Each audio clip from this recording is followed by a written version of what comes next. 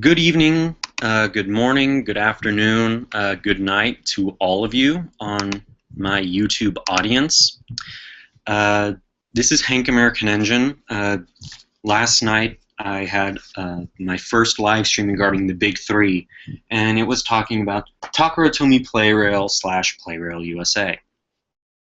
Now, before I get into the special guests, unfortunately, due to technical errors before the live stream, there will not be any honorary guests joining me tonight. I know I did get comments and messages saying, "Hank, may I please join? Hank, may I please join?"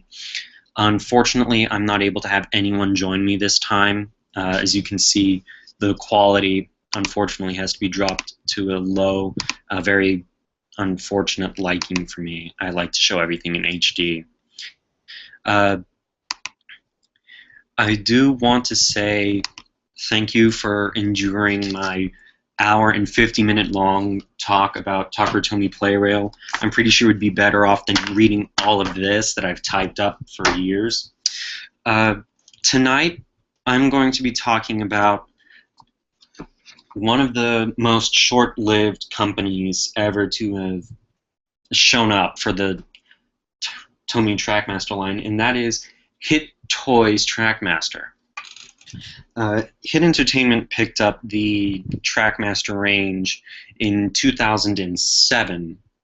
Unfortunately for me, that was when I had started to begin collecting, and I felt kind of upset. I was feeling that my thunder had now just been stolen away from me because I didn't know what they were going to do or anything of the matter. A number of things I did not like, I will start off with, is the new track. The new track is the beige-brown, more realistic sword. It was very bulky and hard for me to put away. I didn't really like it, but for me, with most of their sets, they included these adapters to the Takara Tomy Playrail track, the Tomy USA track. And I only have one that I got in a set. The other four were actually sent to me under request with no charge from customer service. That, to me, was very big, saying, well, look at that. They sent me this free of charge. I have not just one set of adapters, but now 5. I was very pleased with that, and for me, that gave them a very good bit of points when I did the Wiki posting. I don't have any more of the grayish road. I sold that off about a year ago. I'm going to jump in right now and talk about kind of some of the new things that they did that I thought were a good hit. Instead of the beige tan traction wheels that we would get with our engines from Takara Tomy and Playrail USA, Hit Toys decided to go a little bit different. It was a little bit more of a realistic approach to some engines. I'll take splatter here. And it was the dark gray, blackish color. I can't exactly say that they were gray. This Spencer I received as a gift about 2 or 3 years ago. He was brand new in the box. But it's a very light grayish color, so I couldn't say gray-black. Definitely varying shades of gray, going very close to black. And they put that for all the engines. I was very, very pleased with that. It made me see, there's more of a touch of realism. To anyone who is joining and posting comments saying hey and whatnot, I send my greetings to you. Unfortunately, I can't take the time to give special shout-outs. The stream quality is unfortunately very poor. There's nothing, unfortunately, I can do about that. But I can say they did do a great job with putting out a lot of characters. Tomy USA mainly put Thomas through Percy as very common, being Thomas and Percy. But with Hit Toys, a lot of characters were very common, and some that we had never seen here in the United States, such as Boko, Donald and Douglas, Splatter and Dodge. we were seeing them in big numbers. I remember always going to a store, Walmart, Target, and their shelves were stocked full, the pegs stocked full. And that showed to me that Hit Entertainment, well, Hit Toys, moreover, wanted to keep their customers happy, having a variety of engines, having a variety of rolling stock. I think a very big point that gave them a great deal of a liking for me was that they introduced new characters such as Rheneas, Peter Sam, Duke, Bertram, Stanley, Flora, Whiff, Billy, Rosie, Hector, the Iron Twins, Victor, Hero, Kevin, and Hank. They were sold in a 2-pack or by themselves or in these Greatest Moments New Friends 3-packs. I'm not going to really go into it, but there is something a lot of people say they didn't like, and that was the throwaway rolling stock that began with them, with the Greatest Moments. The best examples actually are the very first engine that put my standards so high, the American Giant, the K4 that you see right smack here. It's Hank. And I'm pretty sure you can tell what the throwaway rolling stock is. It is his brake van. It's actually based off of one that I believe used to run in Japan. And even down here out here in the United States, at a museum that I used to frequent that was around my house, there was a brake van that looked exactly like this exact same red color, but made of wood and steel. And seeing how big Hank was in his packaging, I do not really blame them, because Hank is one of the largest engines they ever manufactured, aside from Murdoch, just from being a tender engine.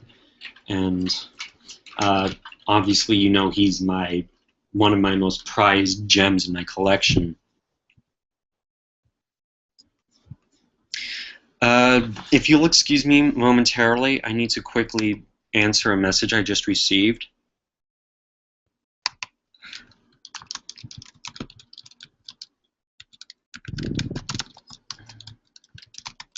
I am terribly sorry for all the clicking.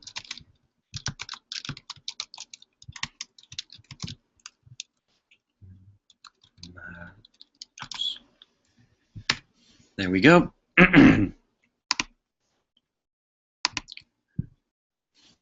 I do have to say this. This kind of brake van was also seen with Flora in the yellow cream color, and I will attribute that to lazy production. We also saw a mixture of throwaway rolling stock with one of the first and only releases we saw from them via rolling stock character, and that was Hector. Hector came with 2 variants. Obviously, he came with Hector and the stock standard Thomas, but you could have also gotten this grayish roofed red branch line coach, which was the first release Hector. It was also available with a gray China clay truck that you see with Stanley. Yes, Thomas Chuggington, if you do have questions or opinions about the topic I'm covering tonight, please feel free to post them. If you did not catch my live stream yesterday, as long as it stayed within the topic, which currently right now is Hit Toys TrackMaster, I will be more than happy to answer it. I do apologize. I am messaging someone.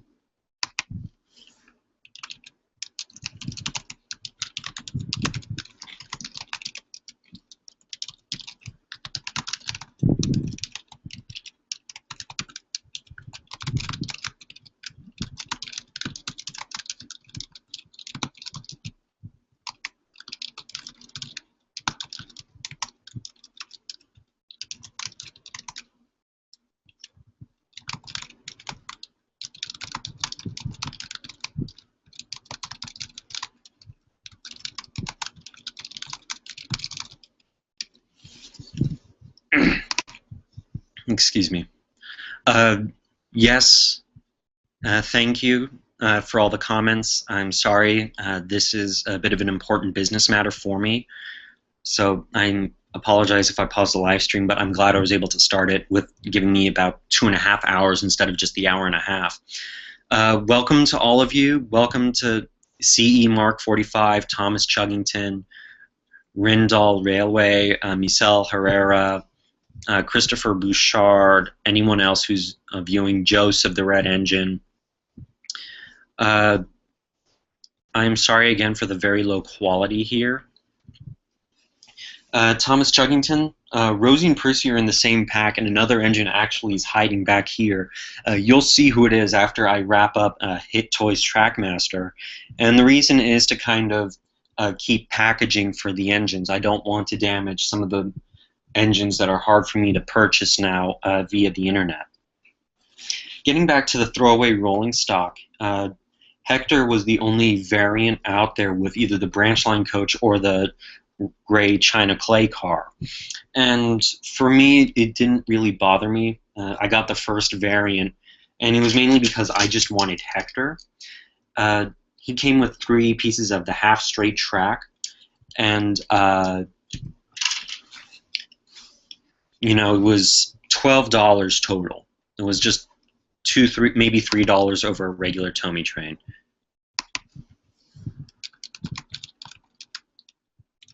I apologize again. As I said, this is a bit of a business matter.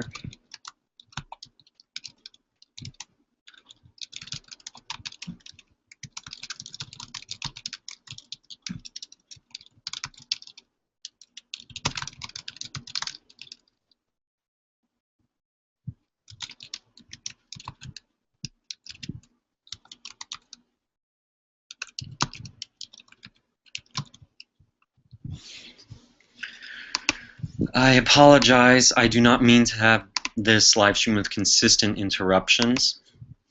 But throwaway rolling stock, I guess you could say, originated with Hit Toys TrackMaster, but it only was with 3 packs of the greatest moments of the new friends, and that would be Hector, Hank, and Flora.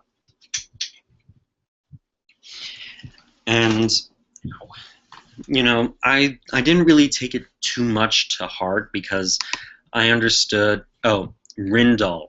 I'm sorry, the Rindal Railway. Thank you for joining me.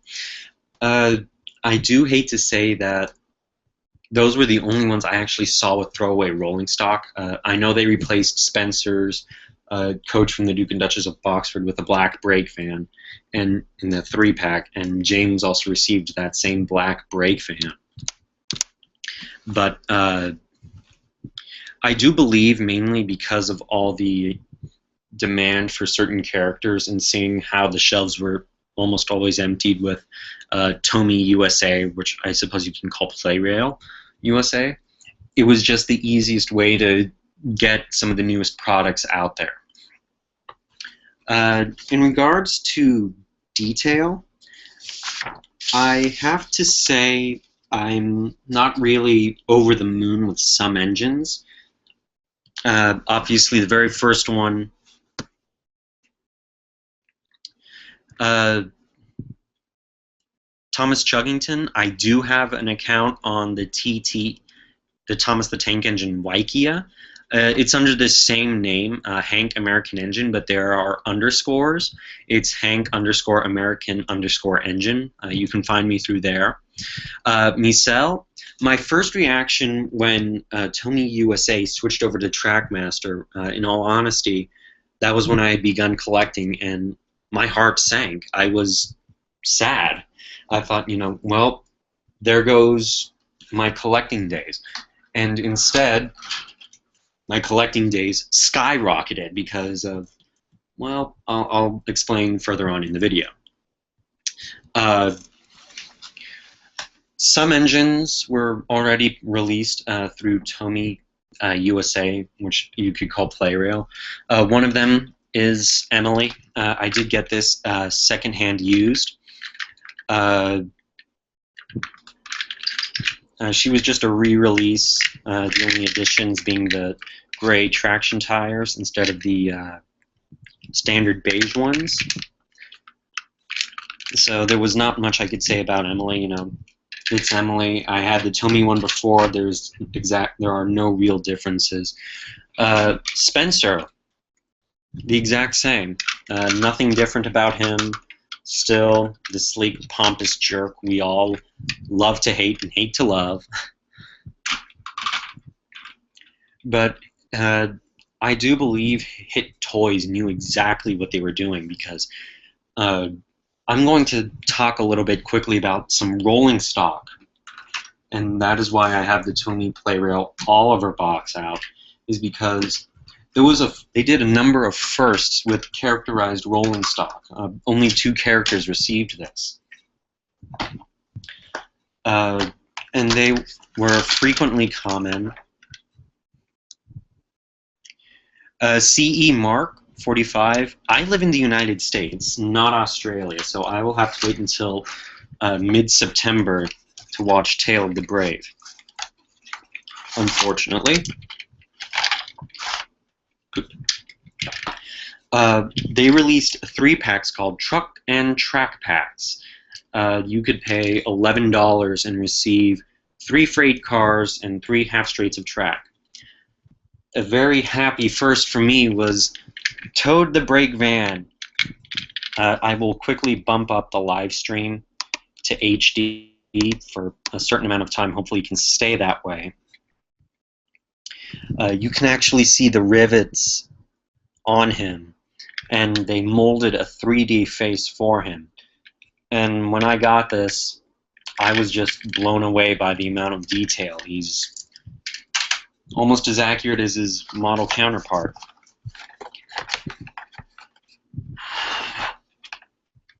And he was not the only one to receive this kind of specialized treatment. Get in the box. Thank you. One engine that did not make it to the USA during the Hit Toys range was Oliver. Although my mother did say that at a department store, I believe it was Marshall's or Ross, she had seen one. I wish she would have picked it up for me. I would have liked to have another one as a backup. But Toad was not the only characterized rolling stock to get the 3D face. Scruffy also got it, and instead of that growling face, you know, look, he's 3D faced. He's giggling and evil, and he's much wider and much more rusty. Unfortunately, I do have to drop down the live stream quality video because I am experiencing troubles with my internet connection. I do not want anyone or me to drop this. I was very happy that they did keep a lot of the old tooling. It showed me that they were willing to make a legacy behind something that Tomy USA had already begun, and they knew they had a long way to go. So introducing these truck and track packs was a very, very clever, unique idea, because it made a lot of rolling stock very frequent. If you remember in my live stream, I showed you some of the tankers yesterday that I owned. For one, they updated them, giving them buffers and making them a little bit higher, but also putting details that the Tomy USA company may never have shown. The milk tankers got it, as did the cattle vans. I have 5 of these cattle vans, which were the Sodor fruit wagons, but obviously they are cattle vans. They are not fruit wagons. I ask for forgiveness on this delay.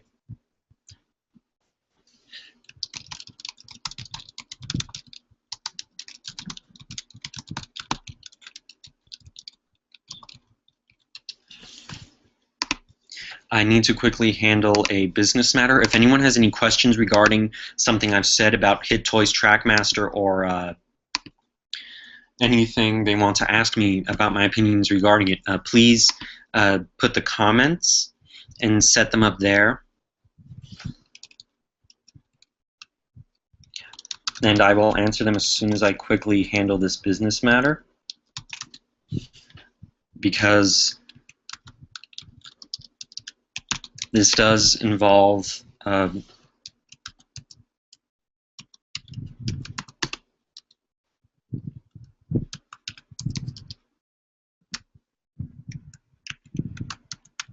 my partnership, and I do not want anything to go wrong, mainly because it does provide me my money to buy all these trains.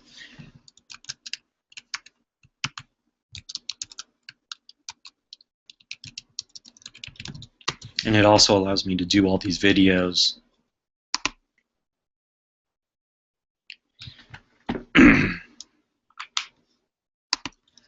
Like I said, during this little brief interlude, please put comments or questions about anything for this.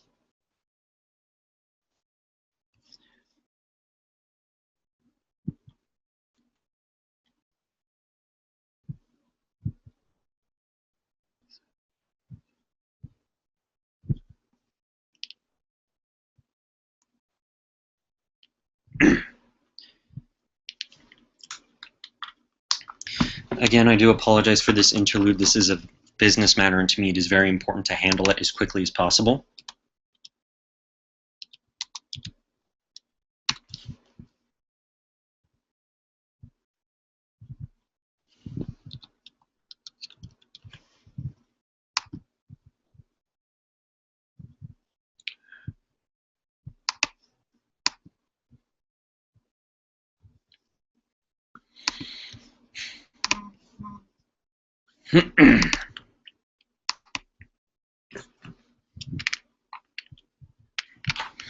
A lot of people will say, you know, some things were released too early for this line. And I apologize for all this typing.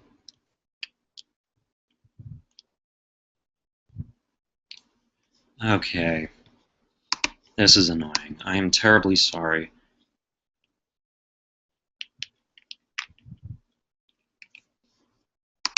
Yahoo, you are not helping me out at all. You're supposed to be helpful.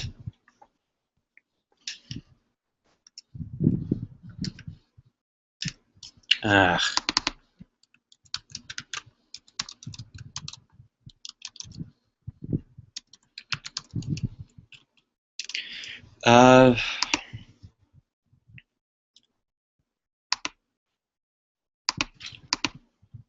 Rindal Railway, please message me the links if you want me to take a look at anything.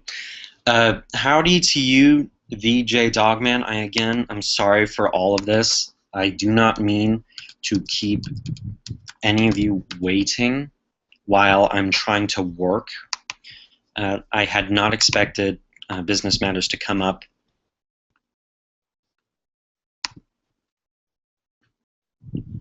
during the middle of this live stream, so I will do my best to quickly have these sorted out. In the meantime, please ask me questions about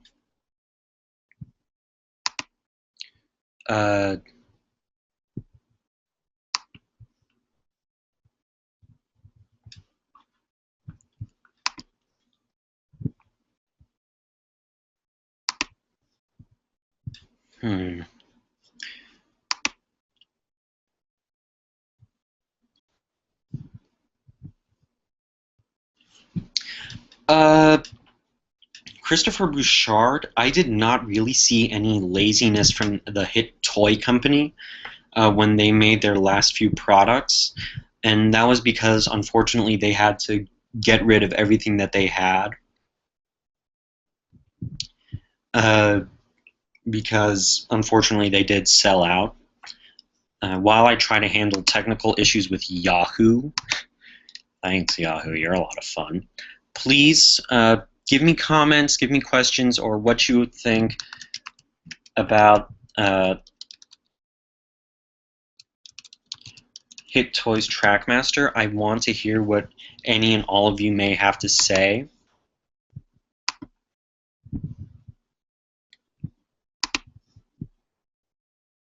Really?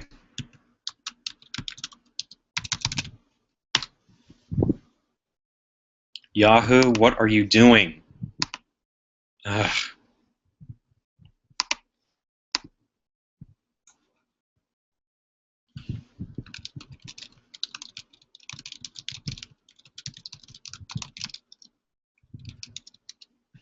Next.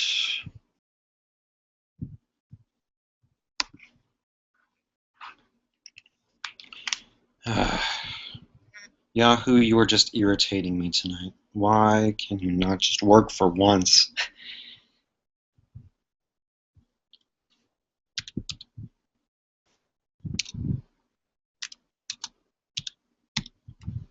Okay.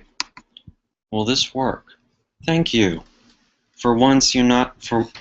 Oh, sure, for my primary one, you're going to be super nice, but my other one, which I need to get access to, you're like, nope, nope, nope, nope, nope. No, that's not yours. When obviously it belongs to me.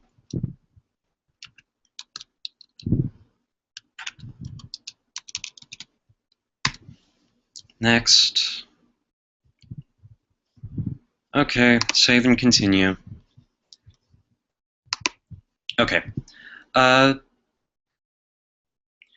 Fisher-Price will actually come up after this one because, unfortunately, I don't have a lot of Hit Toys engines and rolling. I don't have a lot of Hit Toys engines. I have a lot of the rolling stock, but I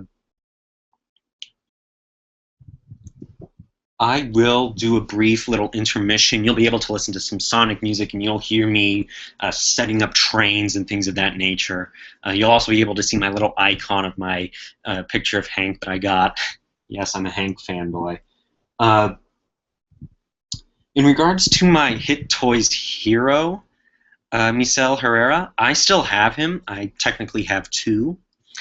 My very first one actually experienced troubles with his motor. I'll just show off with by putting a battery in. Hero runs on the flat type, so when I would have the switch halfway there, he would run properly, but if it was, I had to get it all the way there to have him work properly, run back and forth, back and forth. But if the switch was, say, stuck halfway on, he wouldn't work. If the switch wasn't on fully, he wouldn't work sometimes. So they sent me a complimentary one free of charge. And the same thing happened with my very first Donald model. May he melt or plastically rust in pieces. His motor actually failed on me about 3 weeks after I'd bought him. And so they sent me one as a complimentary gift. Splatter was one of my more troublesome engines. This little idiotic one. His motor never really wanted to work with me when I would have liked it to. And that was unfortunately at the end of Hit Toys' reign, so I got a Hit Toys diesel with a milk tanker as compensation. I will agree with you, the J Dogman, but what Hit Toys did I felt was clever with the New Friends issue.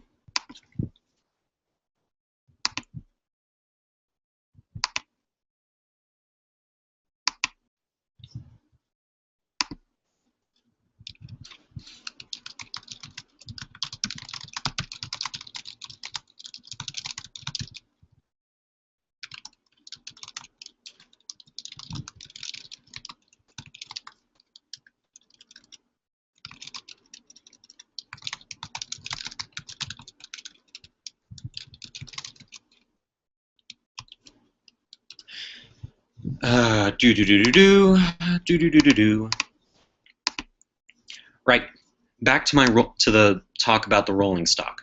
The truck and track packs I felt was very unique. We got a lot of updated rolling stock. It began with 4 of them. Let's see. The J Dogman. You definitely lost during the Hit Toy Company years. You still swear there are some things you haven't found in any corner of the internet, like the James Figure 8 set, which had an olive coach. Did I find it hard to keep track of new products in the continuing line of engine ranges during those years? I would have to say it was slightly difficult to keep up.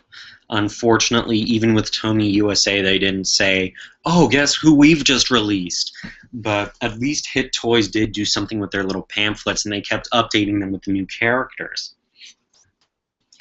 Even for a time, Hit Toys retailed the Tomy Play-Rail Rocky from Japan in the US. It was very rare to find, but frequent in the United Kingdom, in places outside of Asia. And I guess that's a good segue to keep me with the rolling stock. The truck and track packs introduced a lot of interesting rolling stock that was more realistic. This came from the Sodor power plant cars, and it had a little flip-over load. I've removed it, and I have 5 of these. I'm sorry, it's a guilty pleasure I have. And one of the first they ever did, and I'm still over the moon of, is if anyone is a fan of Season 3's Henry's Forest, go you, because I love that episode. They made the bolster plant wagons to go with the power plant cars, and they made the cables we see in Season 2, Better Late Than Never. I have 10 or 11 of these bolster wagons themselves and 8 loads of these cables. If you can't tell, I just really love this freight car. Michelle, you're asking me, do I have any Hit Toys road vehicles like Terrence, Jack, Alfie, and Caroline? A good segue into that afterwards, the rolling stock, I will show you the one Hit Toys road vehicle I do own. The last bit of rolling stock I actually have from Hit Toys is the Great Western Vent Van, and I like it because of the size. It's big and it's commanding, and it still fits size-wise in the yard. But now that Michelle actually brings up a good point about road vehicles, the one and only one that I own is Clumsy Kevin the Crane. I guess I was okay with him. I mean, obviously he's big, he's chunky, he's got a little magnet that can't really hold much, which is why I have this one that picks up just about anything and everything for him. I did see that there was a lot of cry out. Excuse me.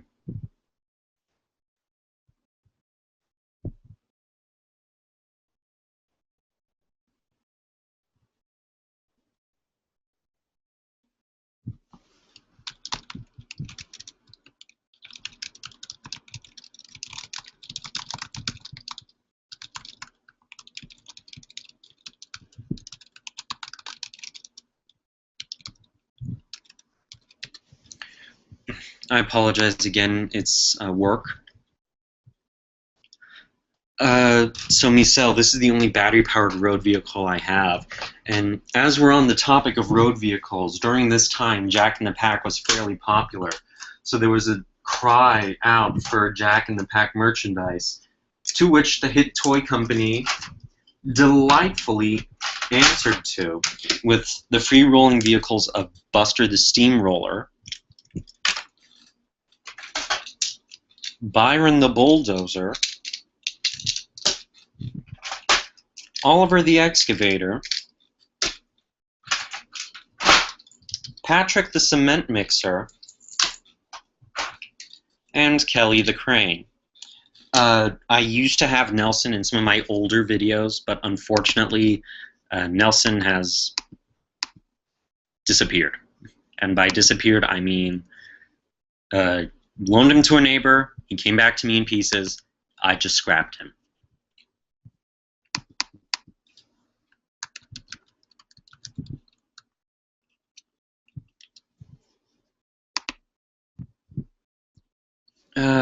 Bugger.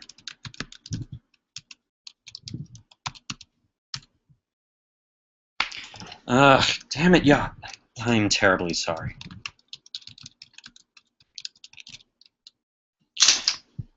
Yahoo, why are you doing this to me now? Of course you would do this to me. It's always to me, isn't it?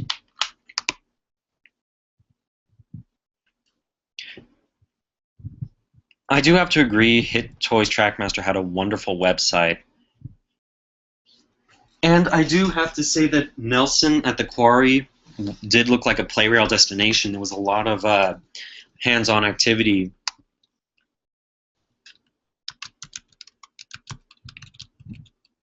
for kids, and you could even have the trains come through to stop and take a rock load and things of that nature. I just found that it was one of the greatest little sets I'd ever seen.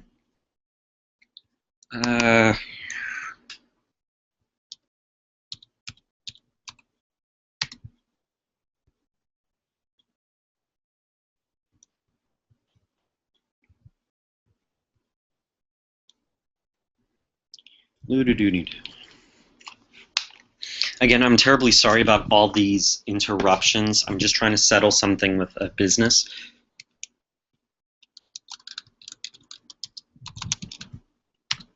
Thank you, Yahoo.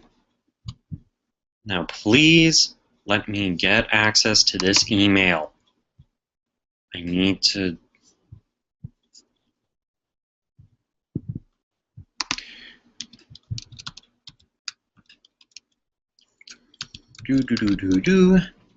Yes, save and continue, Yahoo. You have my contact information. Stop it. Please confirm my email address. Did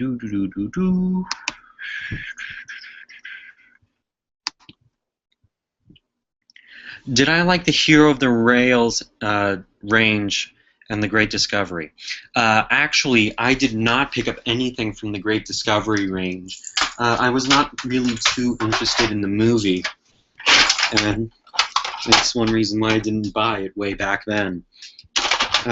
Shortly thereafter, I got very intrigued by the Hero of the Rails, and it's actually kind of funny that you mention Hero of the Rails, because there is one grief I do have against HitToys TrackMaster. I did praise them earlier for it with character distribution, but also character distribution was one of their weaknesses. Within the exact same month that I had gotten Hero, Good as New, I was able to pick up Victor at the Steamworks, and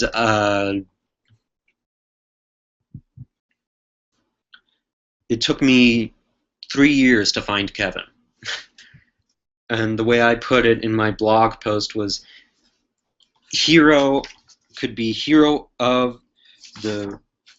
I believe... Here it is. As they manufactured them, Hero, Good as New, could be King of the Shelves at Target, whereas Victor could be keeping an eye at local Walmart, and Kevin's helping hook would be fumbling to keep store shelves clean and organized at Toys R Us.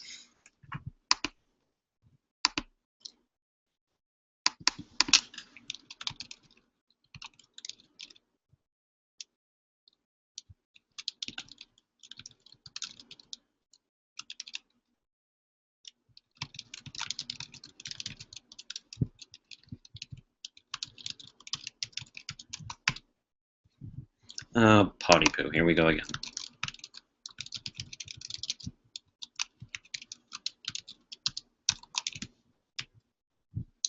Oh, for the love of God. I'm sorry. This is extremely aggravating. Oh, I have to use this temporary stuff. Okay.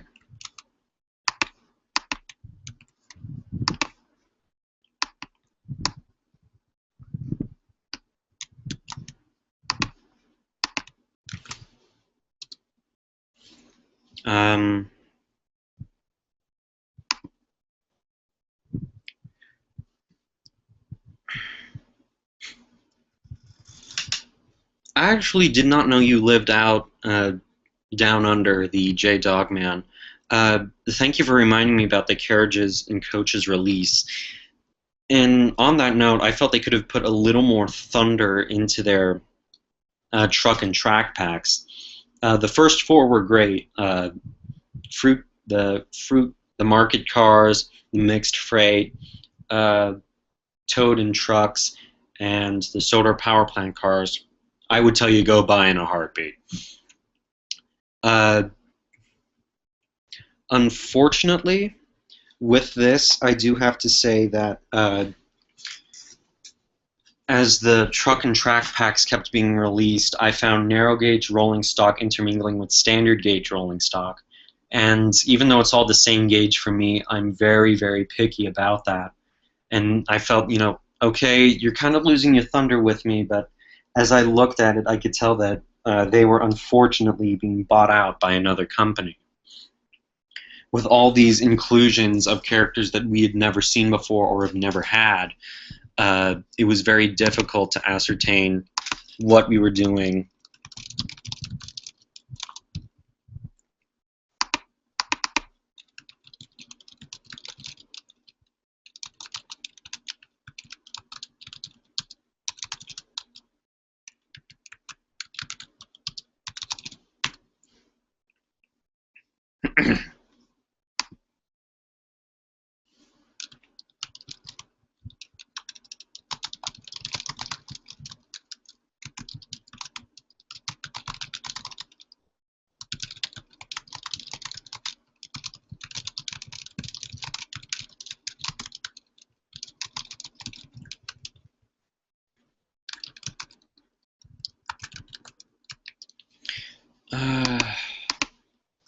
I do apologize, this is all very unforeseen.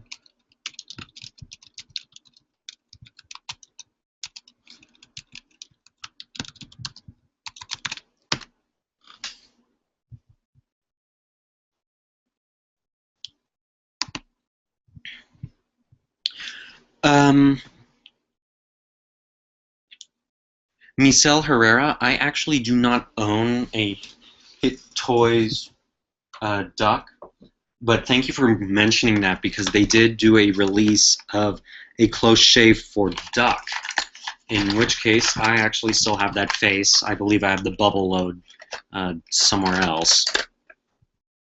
This face from the episode, I still have it.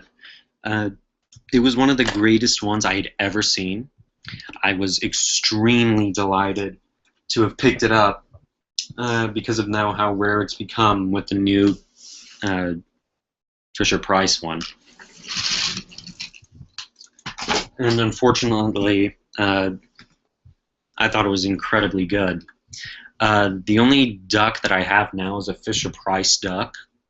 So when I get to that, I will talk about him.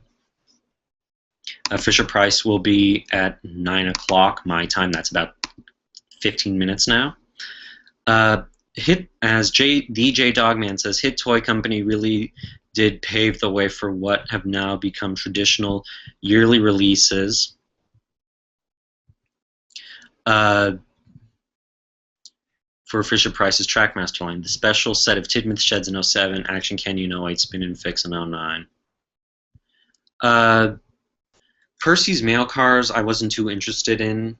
It was just a lot of repaints of some of the freight cars that were already out. I'm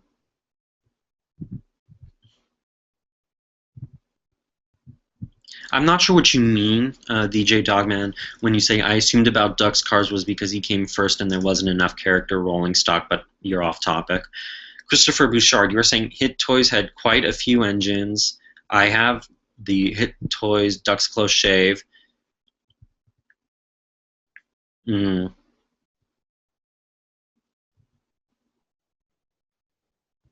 Ouch. But, Hit Toys did pave the way for quality in my eyes.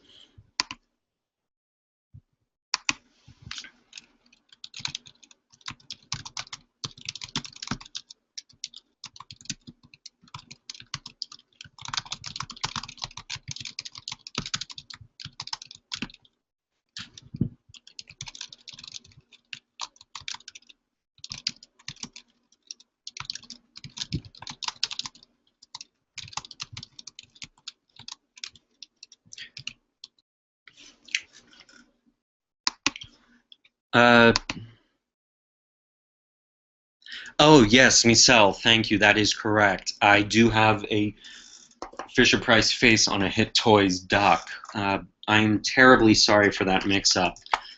I do believe, well, the only real thing I have to say about it is the one thing it trumps over the Fisher-Price one is that it keeps the window decals, whereas the new Fisher-Price one does not. That's the only thing I can say that this duck was so much better about than Fisher-Price. And even so, I do find that I have troubles keeping him together like so. There isn't really much for me to say about this duck because it's just kind of the same run-of-the-mill ones as the other ones we've seen produced. So there's not much I could actually say, you know, oh, this duck is better than this one, because neither one of them, the only differences between the ducks are the updated details from Fisher-Price in comparison to, say, Play-Rail or Hit Toys. And so that's the one reason why I say there's not a lot for me to say regarding review. But there was a time, believe it or not, with Hit Toys where you could buy an engine in the box and it would say Hit Toys all over, but you open it up and it's not a Hit Toys engine. Case in point, it's Rosie. I bought this Rosie model a few years back when Hit Toys was running, and I also had purchased Kelly the Crane. So there was this transition period from Tomy USA to Hit Toys TrackMaster. And lo and behold, read it and weep, Tomy made in Thailand. So I actually have a Play-Rail Rosie. I have to admit, when I got it, I was like, wait, what? But then I remembered, that's right, a lot of people have been putting up reviews saying, I've been getting this Tomy engine in a Hit Toys box. Man. I was very pleasantly surprised to have received her in that kind of box. I had not expected to see that marking underneath her. Aside from the lack of circulation of newer characters and some things,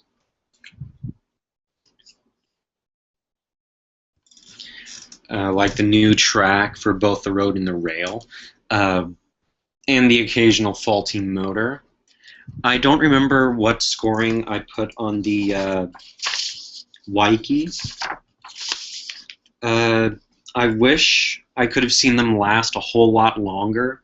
There was a lot of great stuff they did, and I mean, just looking at this lineup of freight cars right here, they look so realistic. And that's probably why I have 5 of each of these two, 10 or 11 of this one. I wish I had a few more of these Great Western vent vans. I love them. They're just big, chunky, and they're all kind of, don't mess with me. But this is what paved the way for me becoming a collector.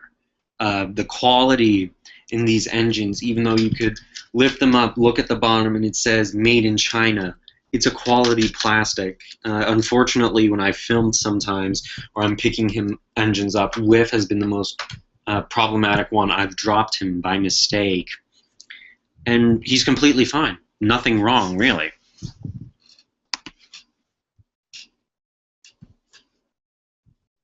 Excuse me, I'm trying to handle this business right now.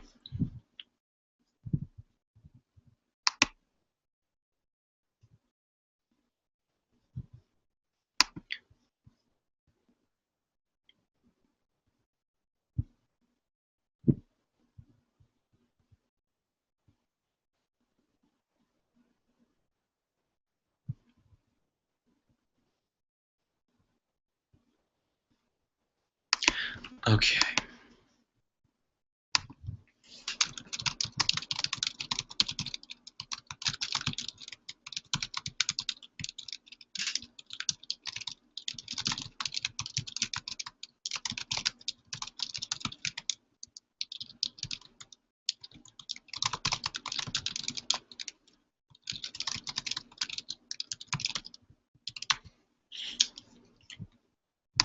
I apologize. I will quickly jump right back here into the Hit Toys TrackMaster Live-Stream. In regards to your question, which Kevin is better, if you take a look at my pre-Sodor, my Victor Comes to Sodor Play Rail review, Misel, I don't know if I say which one I feel is better, but I think a combination of the two would have been very nice. I would have liked to see a motorized one from Play Rail, but unfortunately they have things they do and do not want to manufacture as motorized.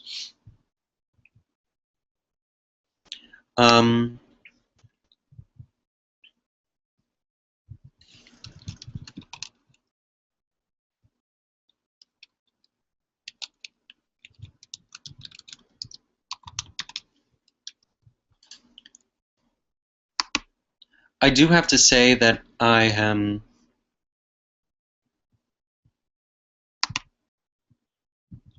delighted with what I have from Hit Toys TrackMaster. I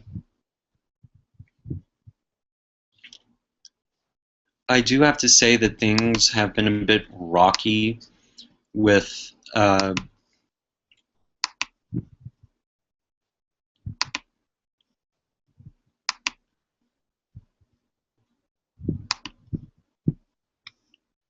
quite rocky, really, with a lot of the newer releases on trains. I mean, a lot of people complain, oh, there's this, oh, there's that. You can't really complain with Hit Toys TrackMaster. I felt they did a very good job with their customer service. They were always willing to talk to me and figure out what was going wrong. They asked me, well, have you tried doing this? They offered reasonable problem-solving skills. Yes, actually, the quickest I've ever found any trains. Victor and Hero were purchased within the same week, but the first one I had purchased was Iron Bert, who actually possesses Aries face. See, this is Iron Airy. And then he was Bert was the first one I bought. His chassis is right here, and this is the shell top he came with. The next day, when I went to high school, when my dad dropped me off at school back in high school, I asked him, "Can you please look for this TrackMaster train? It's called TrackMaster Airy." I had found a side picture of him, and I showed him what it looked like, and I said, "I will reimburse you." And he came home that evening, and here was Airy with this face in the brand new in the package. I was over the moon because I had bought one only hours earlier. I think it was an 18-hour difference. So the first thing I did was I took Airy's face from Bert and put it on Bert, so he's the more quiet, menacing version, while he's the talkative one. We saw that in Season 5 when they were unnamed and unintroduced. Buffer and Bert! And also in Season 6, Middle Engine. Hello, James. Come to learn a thing or two from those who know. Just get my freight cars ready and stay out of my way. Yes, sir, Bert chimed greasily. Bert rarely spoke in the model series, and I guess for me that made him the much more quiet schemer sort, which is why he has that face. And Airy was the more talkative show-off, which is why he warranted this face. A couple comments now. DJ Dogman is saying, "Oh yeah, you could send them emails. I remember asking why did the range begin in MRR end. Can't remember a response, but something had to do with the change." I don't know what you mean by MRR. If you could explain that a bit to me.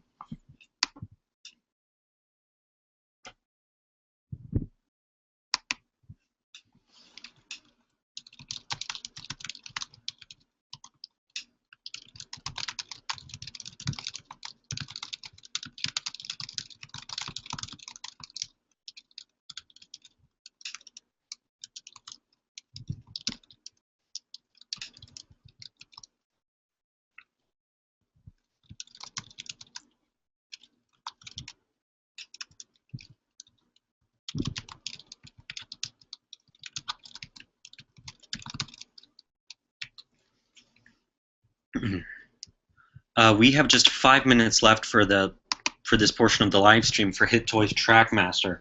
So I will quickly wrap it up with my thoughts.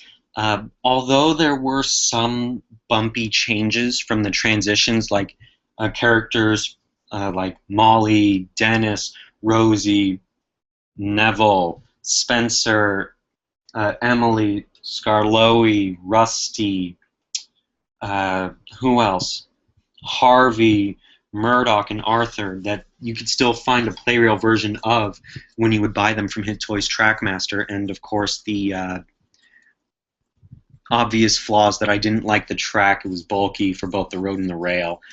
Customer service was a lot better than what I can say for some of the other companies. Unfortunately, I can't speak for Takara Tomy Play Rail because they're out in Japan. I'm stuck here in the U.S. Woohoo.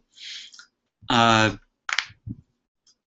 do have to say, though, Hit Toys was what gave me my thunder to begin purchasing and collecting so many trains. What I do have to say is, unfortunately, although they are no longer in service, I would have loved to see what they would have done for the coming years, because they had fantastic quality engines. And there was nothing you could really say to badmouth them. I mean, I do go like, oh, this or that. But there's nothing for me to genuinely say, I don't like them for this, I don't like them for that. They gave us characters we have that were not previously available here in the United States, like Donald, Douglas, Splatter, Dodge, Boko, and Bill and Ben. And they also introduced new characters: Hank, Flora, Whiff, Billy, Rosie, Rheneas, Peter, Sam, Duke, Bertram, Hector. A lot of new characters, some that had been in the show for a long time, specifically the Iron Twins and Peter, Sam, and Rheneas, and Duke. And even though Bertram was a one-timer like Billy, they were frequently common and easy to pick up and purchase. I do bump up their rating from, I think it was 4.3 stars to 4.5 now. Looking back on it, even their postage was incredible. They had a special Thomas stamp that came from the Hit Toy Company, and they were always friendly and willing to help me. And I just wish I could have seen more coming from them.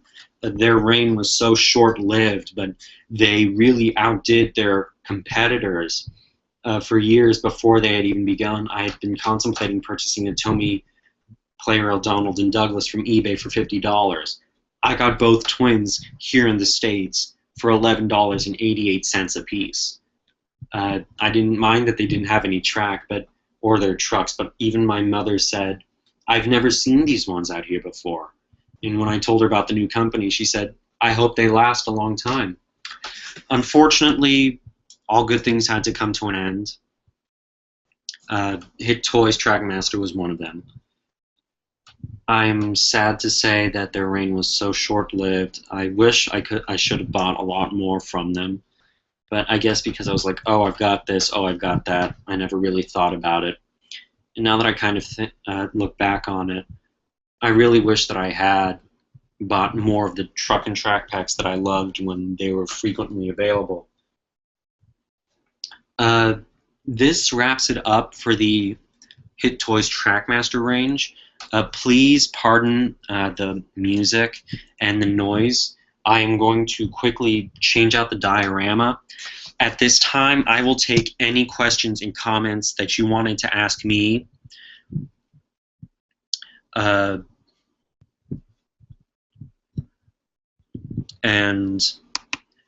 Yes, you will be seeing the logo I have for my channel, which is just a picture of Hank at Marin Station. As I switch out the diorama, please feel free to ask me questions that do not have to do with this. They can be about the show, they can be about what I have plans on for my channel, or anything you may have just wanted to ask me. Please excuse me, I'm going to cut out the video and put a little bit of holding music for all of you to enjoy, so that way I can transition from this Hit Toys TrackMaster review into the Fisher-Price 2010 to mid-2014 TrackMaster range. We will begin with Sonic Lost World music. please talk with each other. Put any questions or comments you want me to answer. Now that I am switching topics, I will be more than happy to answer any questions you all have for me. I would just like to put up the new engines and put away the old, if you want to call them that. I just want to keep things organized for all of you.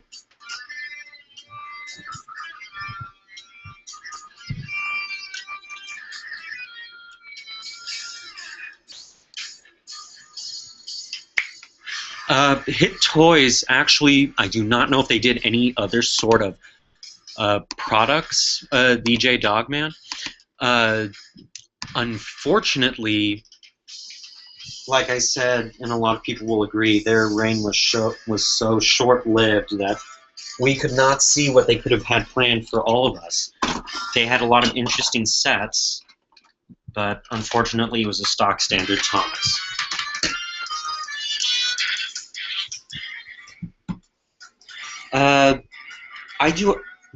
I actually do not remember my most favorite Shining Time episode.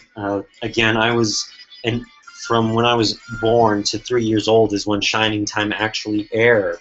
So I unfortunately do not recall what my favorite episodes were. So I'm dreadfully sorry about that. I know that's actually a very good question. I'm going to have to go back and look at that and see what I loved from the show. I know that I loved George Carlin. I loved Mr. Conductor. I guess I just loved the show in general. And it's a big part of my childhood. People would ask me, what's one show that you would have to say could define you? I would have to say partially a Shining Time station and a mixture of a lot of other things. Right on Tracks 10. It's nice that you jumped in. Hello to you as well. Unfortunately, due to technical errors with all of my live streams, I cannot have any honorary guests. I said that at the beginning of this stream, and unfortunately, as much as I would love to have some company to share some thoughts, I cannot bring in anybody even if I invited them.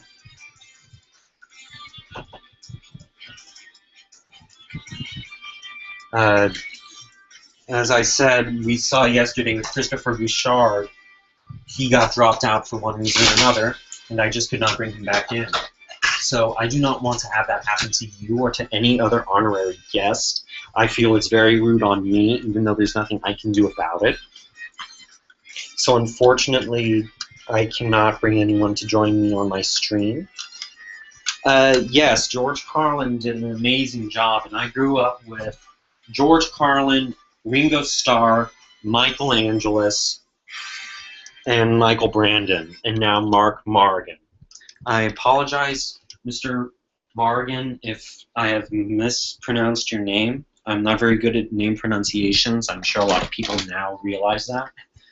But I have to say, he does a spectacular job as a narrator now, and I hope to see more of him. Oh, VJ Dogman, don't thank me. It's something I've actually had planned for years. I rarely run my Hit Toys engines because, well, even if I could find just the replacement motors, it's like, I don't want to get rid of that one. I don't want to replace your motor with another motor that's been so used and betrayed. I'm a little sentimentally attached. For some engines, it's kind of embarrassing, because I remember when I got Hank, I was a freshman in high school, and my dad had picked him up as a birthday gift. And the first thing I did was stare at him for a very long time in the package. I was just gobsmacked. Thomas Sirhandle, I'm glad you're joining us, because I'm setting up a display about with Fisher-Price TrackMaster engines. And your comment is actually something I'm going to address. As much as we don't like them, they have done some good stuff. And, of course, good is a relative term. I'm sure a lot of people will say that. But, you know, we have to give them their chance. Everyone makes hiccups along the way. You know, I'm not excluded to that either. I've made a lot of hiccups. Oh dear, it's just a blooming mess in here, ain't it?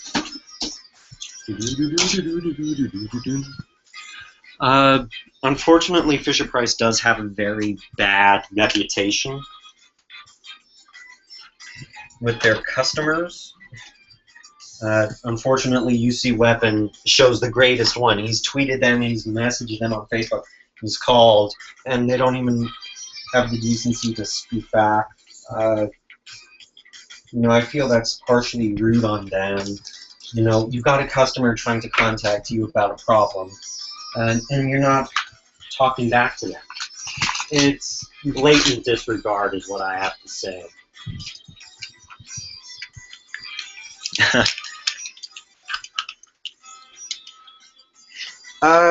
The EJ Dogman, you kind of stole what I had to say. I didn't know they were that evil either.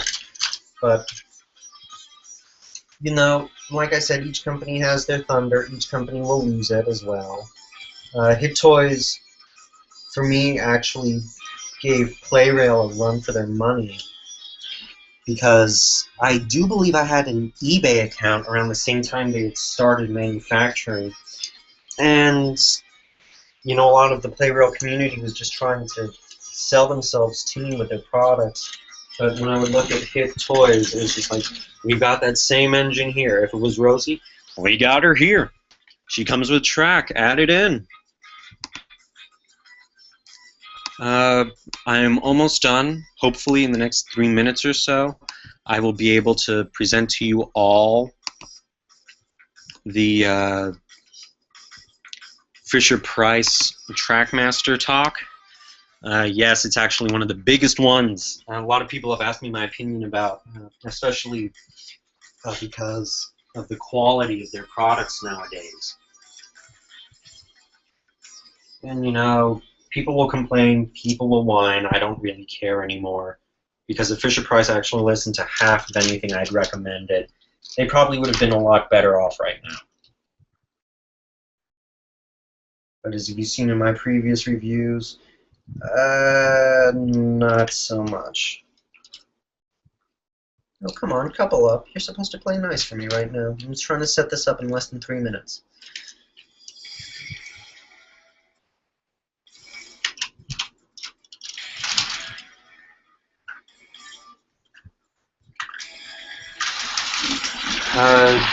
While I continue to set this up, Right on Tracks, I prefer Percy the way he is. There's nothing for me to say about him. Percy is Percy. That's the way he is.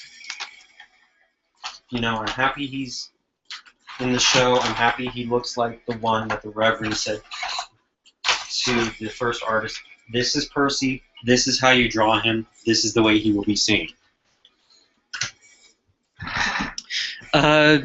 You, DJ Dogman, you say, I know that the Australian Fisher-Price Facebook page did respond to one post of UC Weapon, but it was sadly a confirmation. Licensed brands have pretty tough markets. When you're a multi-billion-dollar company that has an age range of enthusiasts from a baby all the way to an adult, and you own one of the most popular kids shows in the world, and you also own the most powerful and most lucrative lines of merchandise for it, your quote-unquote budget cuts and increased prices for said cuts do not impress your consumers one bit. And by one bit, I'm talking about me. To impress me, you've got to prove it to me. Prove to me you're superior. Show me how, and show me why, and show me now. That's my new motto, unfortunately. Hello, Owen Thomas. I'm sorry that you have to jump in and leave so quickly. Unfortunately, a lot of people are coming and going in the stream. Thank goodness I will not be. I have a lot of engines from Fisher-Price. Well, that just ought to say something.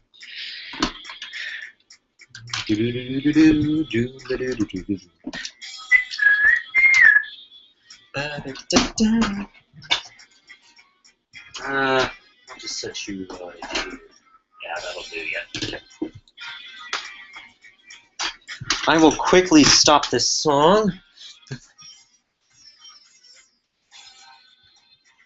I do believe Fisher-Price has been called that, the #1 preschool toy property.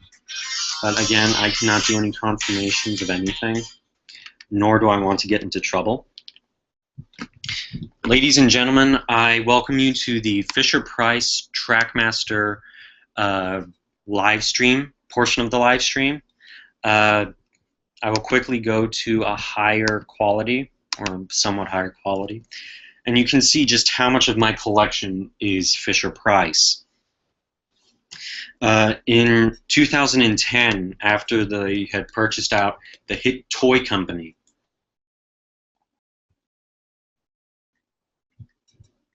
excuse me, Fisher-Price began to manufacture the Thomas & Friends TrackMaster line. Over the years, you've seen me begin with praise to them, and then it nosedived terribly.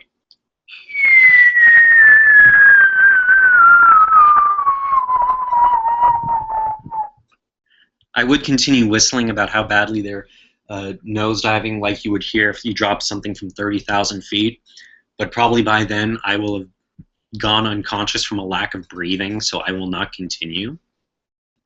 A lot of the classic old characters that were released that did not once have updated facial paint with the white on the eyes and the teeth were re-released.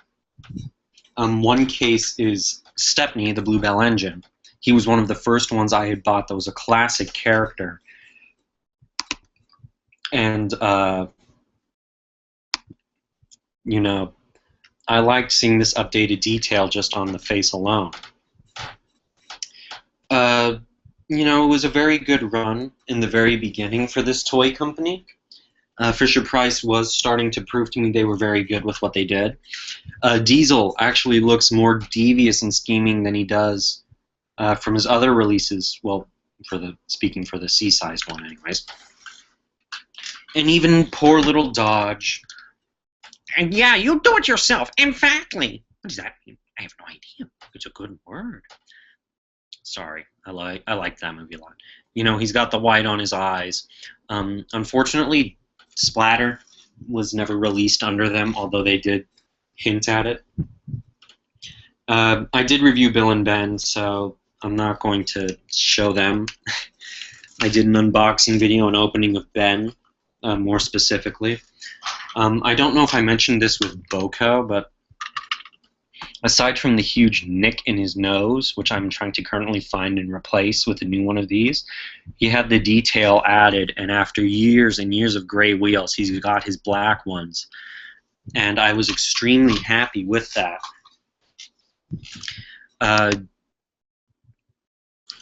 These were all my own I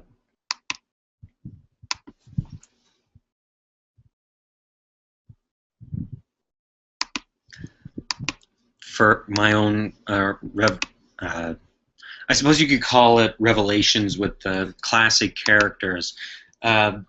Mavis even had it, and she's refusing to stay down properly. There you go. Mavis even has the updated detail, and I will explain why I have not contacted Fisher-Price. As you can see, there's a chip near her eye, and that was a manufacturer error. I will explain later within this review why I did not contact Fisher-Price about that. But one of the rarest Fisher-Price TrackMaster engines I own is Diesel 10.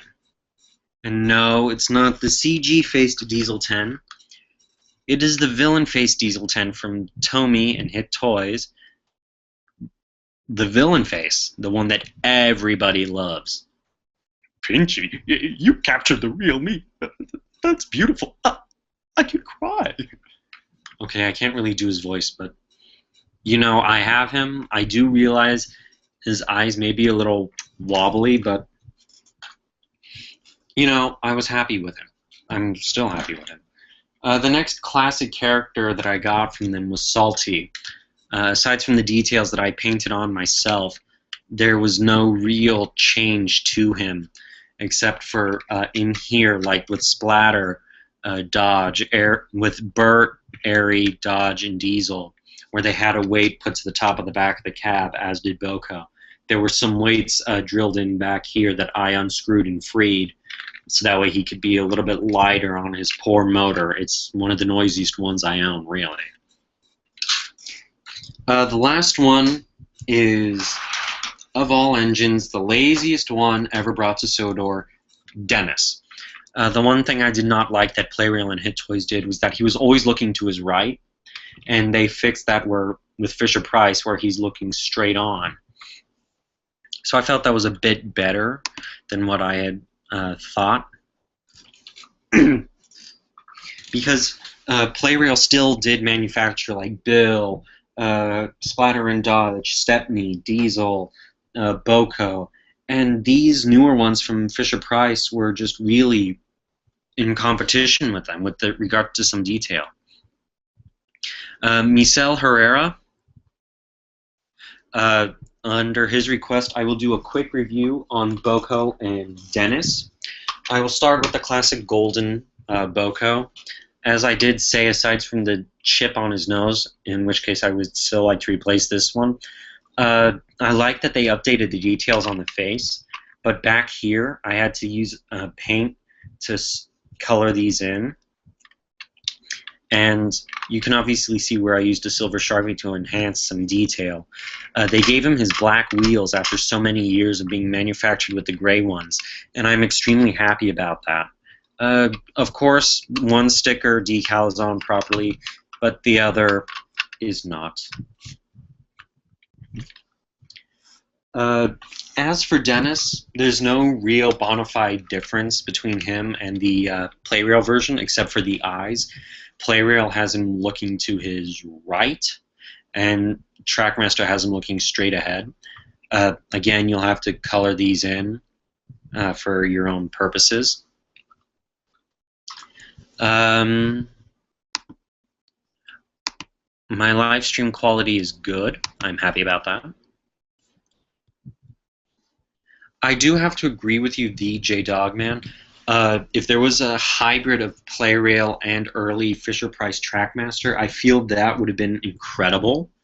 But unfortunately, my first new Fisher-Price engines were Bash and Dash, and I no longer own them. I sold them off to a friend. Use your weapon. Excuse me. Obviously, you know who. If you've gone to some of my posts on blueplastictracks.com under the trading zone, you will know who now owns my Bash and Dash. By the way, go subscribe to him. He's got over 10,000, so he's really awesome with his family-friendly videos. A lot of the quality for me I felt was incredibly well done. Some of my first new engines, aside from Bash and Dash, was Ferdinand. And you've all seen my review of the TrackMaster Ferdinand review. My TrackMaster Ferdinand review is currently my most popular video at nearly 600,000 views. He is simply festooned with detail, and I'm still on the hunt of buying a few extras for parts and things of that nature for this one, my original, because I love it so much. One of my next engines to come from Fisher-Price TrackMaster, excuse me, is Dart. And some very early pre-productions of Dart had the solid wheels, and I was very, very happy that the first one I ran into before I went on a vacation was Dart. So I scooped him up, and we were all anticipating Day of the Diesels back in 2011, and I got Day of the Dart. I got Dart predating that film, and I was just over the moon that you know, I had one with solid wheels. And his quality was very good. He's strong, he's sturdy, he's fast, but quiet. And my second one was a TrackMaster Den. He unfortunately had nicks in his wheels, and a few weeks ago on eBay, I bought one new in box of him with the solid wheels, the very rare one with the solid wheels. And he still works exactly like any of my other engines do on my layout. And it was around Day of the Diesels that the quality slowly began to fall. We saw engines being put in packages that have their nicks in the wheels, Bell, and you could see their wheels completely. That was where I found that they were beginning to just slowly fall and fall. I was really upset that Belle, who I got at Kohl's, came with her rolling stock, which had solid wheels, but she was the only one to have the nicked wheels. And that was very frustrating to me. I couldn't wrap my head around that. As Fisher-Price went on, we just saw their quality falling and falling and falling. And I'm still in possession of one of Fisher-Price's original releases of the Steam team, and that is Henry. I do state in my blog post, you know, oh, where's the paint on the windows? Where's the paint on the running board? Why is this green not the incorrect green color? And, you know, obviously they would probably tell me, well, we've had to do budget cuts. How much of a budget cut is there if you can put stickers for the decals on the tender, yet you can't put 2 stickers to indicate the windows for the crew? The Fisher-Price for me just really began to tumble and tumble and tumble and tumble. In the little review blog that I wrote that VJ Dogman said he had read on the TrackMaster Thomas & Friends Wiki, I do state that I felt horrendously ill every time I found out they would be releasing something new. I was just kind of like, okay, they're coming up with this. What's going to happen? And Fisher-Price was just something I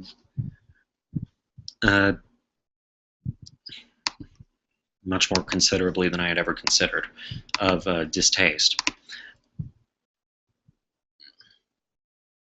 What was even wrong with the older packaging without holes? VJ Dogman, if you take a look at my triple TrackMaster Blaster review, I got 2 engines in the big 3-pack, Brave Bell and Diesel 10 Takes Charge. The molding for the cardboard was completely solid like paper or one of the books here, and there was no need for any security measures to be taken to keep the engines in. My beef was Belle came like this with the nicks in her wheels, but her rolling stock had solid wheels behind them. Even my Diesel 10 model from Diesel 10 Takes Charge had the solid wheels, and I couldn't wrap my head around that. Even the Thomas's Big Holiday Haul Pack, which I still do own, but I've separated, they had the nicks in the wheels for the rolling stock, and you could see them. They were sitting on top of the white track, and I couldn't grasp my head around that. I mean, it's securely snug in packaging that no one could successfully steal from. And I just could not wrap my head around it. I'm like, Fisher-Price, can you please just explain to me what's going on? I don't understand. Why are these security measures on the trains if the packages aren't made to accommodate them? It was just confusing to me. As Fisher-Price went on, the list went terribly wrong. There were 17 points of contention that I have, and I'll just state them out because almost every single one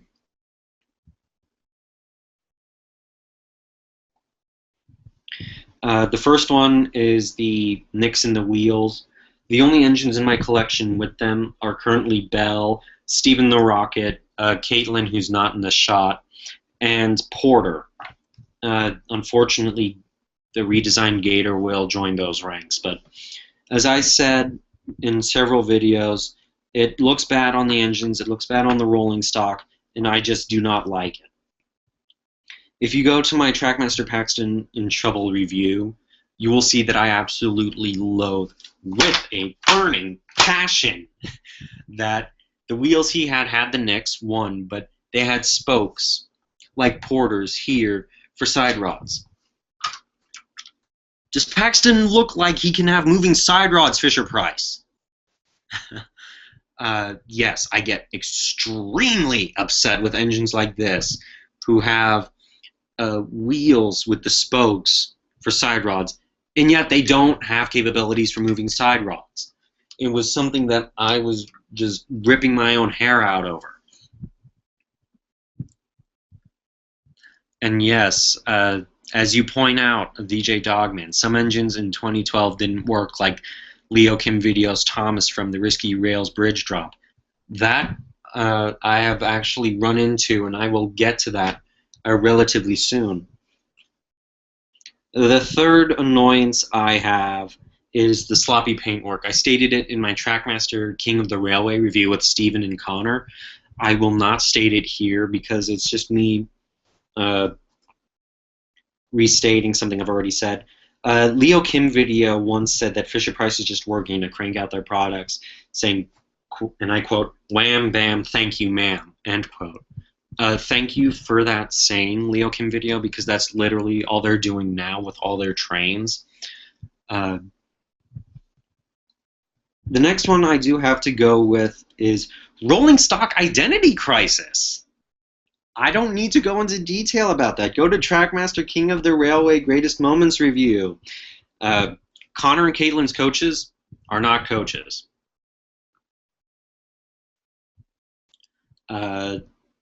Paxton, Bill, and Arthur are not narrow gauge engines. They don't need a slate car. The next one actually came courtesy of YouTube user at Tanks. Fisher-Price rehashes a lot of products again and again and again. If you go to his videos, you'll see that most of this truck and track packs released from Fisher-Price are just rehashed ones again and again and again. Number 6, high pricing. Yes, we get it. You own Thomas & Friends. You own Wooden Railway, TrackMaster, Take and Play. You also are a part of Mattel, who own Hot Wheels and Matchbox and several other lines. Why are you going to cut corners, cough, cough, cough, cough, cough, cough, cough, cough, cough, cough, cough, cough, when you will have a steady influx from Hot Wheels or Matchbox or anything else? They're doing motor swaps. Everyone knows they're now switching to these flat-type drive units, and it just makes some engines look bad. Porter looks decent, I'll say that. Michelle, you do bring up a good point about the weird color vans.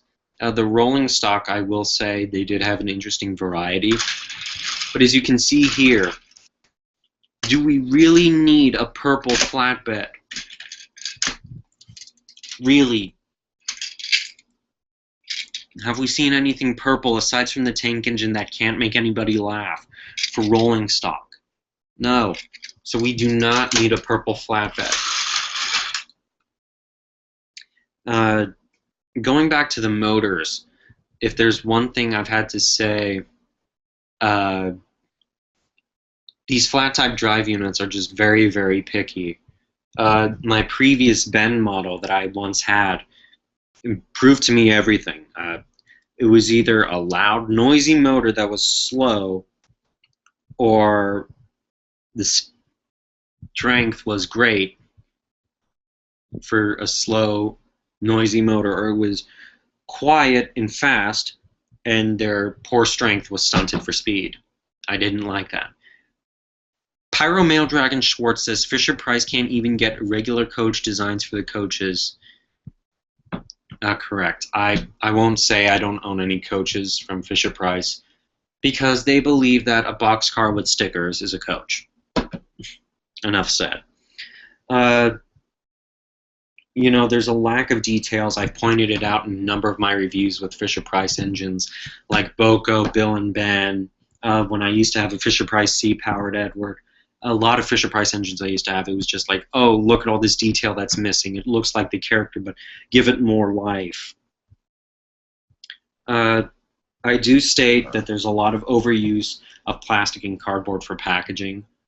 Seriously. I can't put away an engine in that same package because it doesn't stack properly. I don't like that. I really just don't. This next one is kind of something that a lot of people are saying. There's a lack of new characters in sets. The latest ones, look at Whirl and Old Wheezy. There's no Bash. There's no Dash. There's not even Ferdinand. It's the little blue E2. I really can't say, you know, they started to circulate some characters in specially themed sets, but it's too little too late. You just keep shoving out Thomas in every single set. We get the show is called Thomas and Friends, but we don't need him everywhere we go. There is a lack of characters that I have seen when I go to stores before this new rehaul, and I've actually written a list of every single characters I've gone to see here.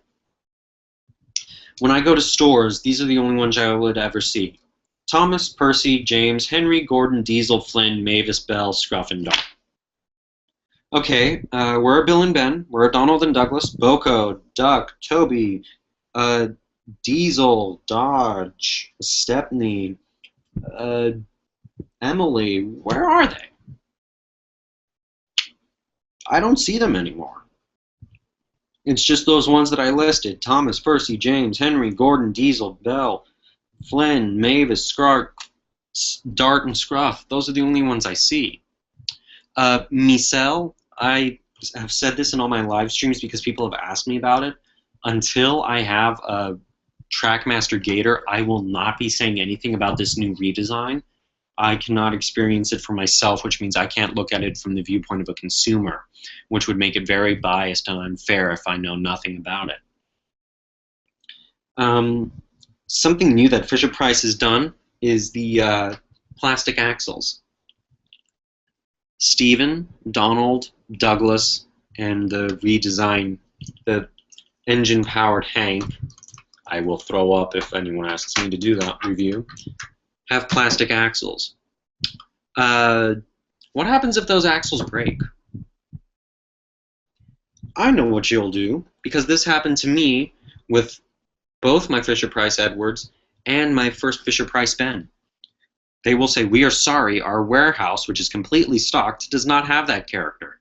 We will send you a voucher equivalent to the price that we suggest to retailers to sell it for. Please use that to pick up the train. A $13 voucher for an item that's $12.88.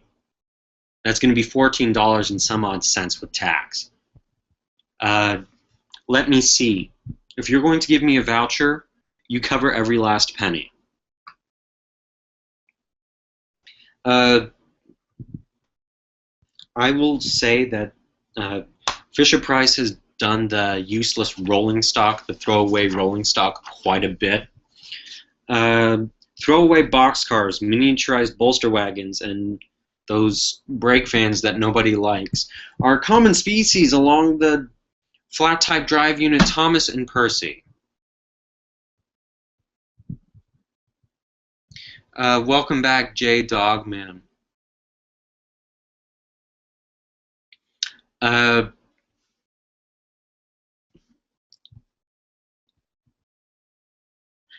Michelle Herrera, I already said it. When I heard rumor that the TrackMaster was bringing back Hank, I was over the moon. But when I saw what they had done to him, I actually went and threw up because it was just a terrible quality engine. Pyro Mail Dragon Schwartz, you are saying Fisher-Price did ruin the TrackMaster franchise? From 2010 to mid-2014, you know, they did some Thunder. I'll finish this list of grievances first. The unrealistic coloring, a neon orange throwaway boxcar. Check out my Vickerstown Diesel Works TrackMaster Devil Blaster review to see what I'm talking about. It did start with the Hit Toy Company, I will not lie. Some releases of their Stanley by himself came with a troublesome truck or a neon green boxcar. I'll never understand that. I already talked about customer service. I don't want vouchers. The pathetic thing is that they have expiration dates.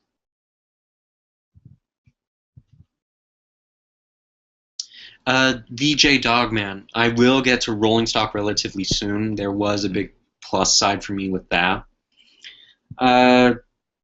If you've seen the 6 troublesome truck faces they've released, I don't feel like it's a sneaky, rebellious truck wanting to pay out an engine like you'd get from the Play Rail line. It just looks like they're idiots wanting to be, like I said, idiots for the school picture. You know, they're just idiots. The last one is laziness, the cost-cutting budget nonsense. You know, people are going to complain about that. There have been so many negatives, but this is what I've had to say from my blog post. As I know a lot of you will get at me for the negatives, I never said how I was going to end my thoughts with Fisher-Price. There are so many negatives, but there are some important positives. They've released a lot of new characters from the show, like Porter, Den, Dart, Caitlin, Connor, Paxton, Steven, The Rocket, Bell, and Flynn. They've also re-released some of the golden classics that we have missed and loved for so long with updated details. Then again, some will argue it is pointless since the detail has been lost for an update to the face to give them more character.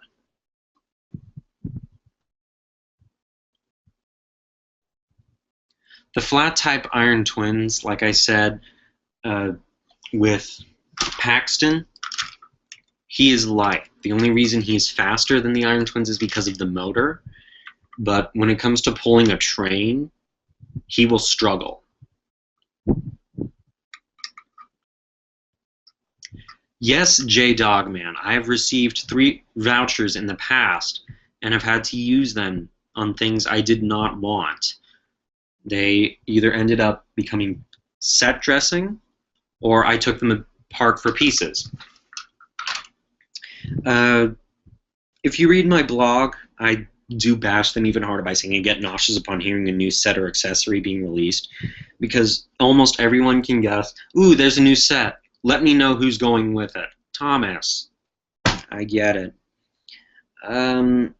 I know Thomas the Tank Engine and his friends have been bringing smiles to children and adults and fans all over the world for many, many years. But you see that I really hate saying that I'm not happy with Fisher-Price. 2010 to 2012, it was incredible. Look at how much I praised them for Ferdinand. It just went downhill. And I wish I could go back to the days of me saying, putting that disclaimer, you know, these are just my thoughts. Don't let me influence you. But I loved Ferdinand. The issues I pointed out, but I threw up. He was a 4.5 out of 5 stars. I want to see them do this miraculous turnaround. For me, to bring the multi-billion-dollar corporation into anything. Pyro Mail Dragon, shout out to you. Thank you for following me on Twitter. Like I said, I want to bring this company up to light like I did earlier with a Hit Toys TrackMaster. DJ Dogman, I will admit the RC Cranky was pretty awesome. I will agree with you. But I feel that a 2-foot-tall crane was something we did not need. He was overscale. Michelle Herrera, the reason why I bought Caitlin is it's a bit of a obsession with me. I do love American steam locomotives, so when I see one getting introduced to the show, I am very, very happy. I don't have anything against British locomotives, but having a little bit of my country being shown on this program that I have grown up with all my life, it just gives me some pride saying, look, there is this engine from my country there. I'm still waiting for a Texan locomotive to pop in there. P. Walpar, in one of his videos, said that there was a beehive of activity. With my TrackMaster Ferdinand review, I'm fairly confident that Fisher-Price got a beehive of activity. Thank you, Walter, for that beautiful line. On the blog, I barely gave them a 1/100th of a star because of how sickened I was to point out so many negatives. There are 17 on this list I've printed out. I am very reasonable as a consumer and a collector, but when I see blatant laziness and disregard for customer satisfaction for no apparent reason other than, yes, with this economy, we have to do a little bit of budget cuts to these products. I do not buy this. Your wooden railway, you've even said in one of Jay Louvier's videos what you're doing to meet retailer requests. If you're going to listen to your retailers, listen to your customers, Fisher-Price. This isn't fair to us. I don't appreciate going out and paying nearly $20 for a train that's fairly low quality. I've grown up with this corporation since I was a baby, and it really breaks my heart that Fisher-Price has continually disregarded their customers. I will say I do enjoy some of Fisher-Price's rolling stock. I like the Diesel Works tanker that they made to go with the hype, and the little wintry Thomas train for me to put around a layout when the tree comes up. But one of the most common freight cars you will now see on my layout is the log car that came with dash and the Sodor lumber delivery pack and the Sodor Snowstorm Henry. I like it because it's based off of a real American log car. And I have 9 or 10 of these to put behind Ferdinand now because it's just that accurate. I will be getting rid of these log loads, so if anyone is interested, contact me and I'll message you about them.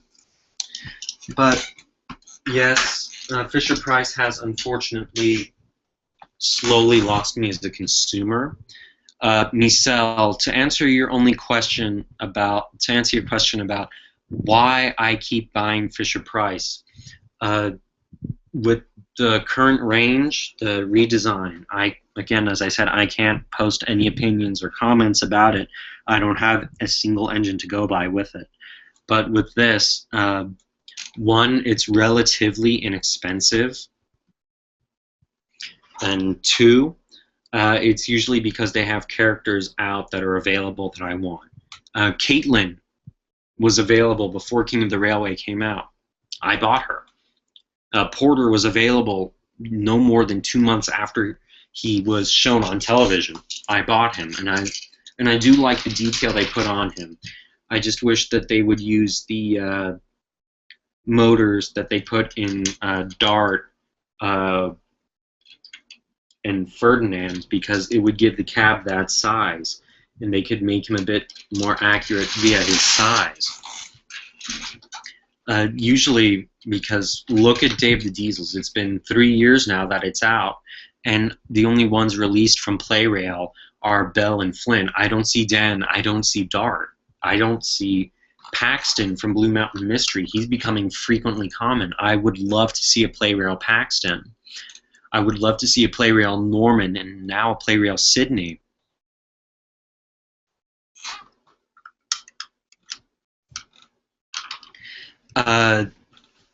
VJ Dogman, earlier you asked me about the sub-series that the US got, like the Glow-in-the-Dark, the Sodor Blackout, or the Sodor Snowstorm. I found that was a very creative idea to actually give their consumers, the children and the collectors, a way of creating their own stories. I know that there are amateur videographers out there who will film these trains that they collect, and they just make it as a DVD to give to a friend's kids. And, you know, I thought it was a great idea, but I was never really into it. I was just into what I wanted. Pyro Mail Dragon Schwartz, you say budget cuts. And by budget cuts, they mean bigger amounts of money for the company because they'll be complete snobs. I can only say if I owned the company, I'm pretty sure they would want me dead or fired because I love quality. But yes, VJ Dogman, it's interesting that the wooden railway consumers are getting closer connection from Fisher-Price, but they're the only ones. Michel Herrera, Play Rail Bash and Dash are actually discontinued. Bash was only available in a big set, and the cheapest I've seen it with free shipping is $250. In a good month for me, that's one of my paying checks. That would clean me right out.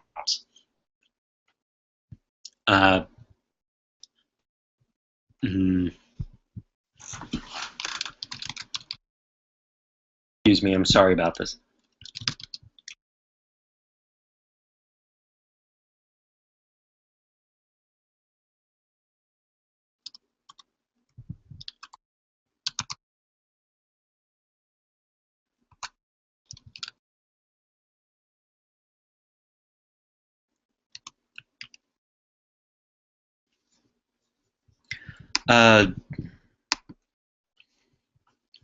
Pyro Mail Dragon Schwartz, unfortunately, I have learned that Fisher-Price is not planning to release a TrackMaster Millie.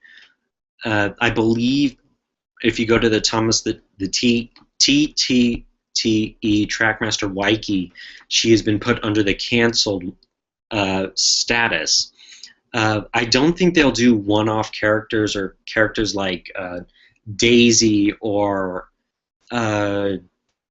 Fergus or Derek or anyone like that, mainly because they don't want to. I have not heard plans of them returning to the show. I know nothing about that, although I wish I did because I grew up with this show. As I was saying earlier, Michel, Playrail has discontinued Bash and Dash, and I just don't have the money to buy them. I know I did want to add them to my collection because I no longer own either one of the Logging Mayhem twins, but I don't think I'll buy them or add them back in. I'm currently content with just Ferdinand. Here's my guilty lie. He is the only engine from Misty Island Rescue that they introduced that I liked. He was the only one from Fisher-Price that I highly praised in TrackMaster form. He had so much detail thrown into him, and I just loved seeing that.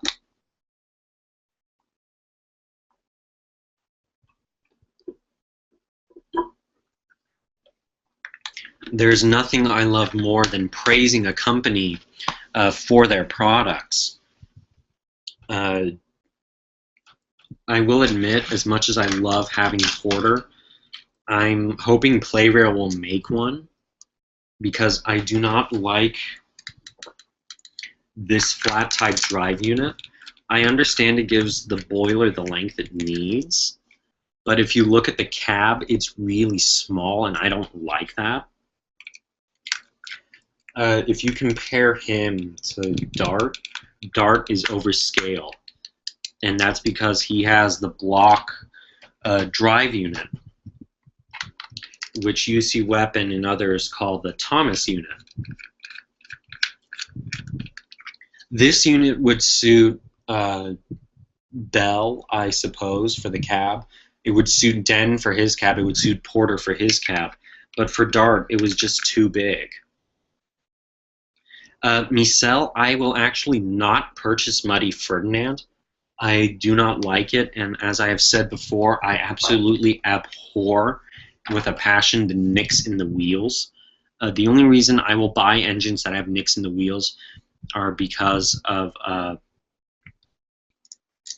you know, I like them. I love Porter as a character. I wanted him when TrackMaster released him, so I bit my own tongue and I said, fine, I'll buy him. And I bought Porter. I did the same with Caitlin, Connor, and Steven. VJ Dogman, you're asking me what I think about the track only being sold in sets and track packs and none individually with the engines. I do have to say I am very upset about that.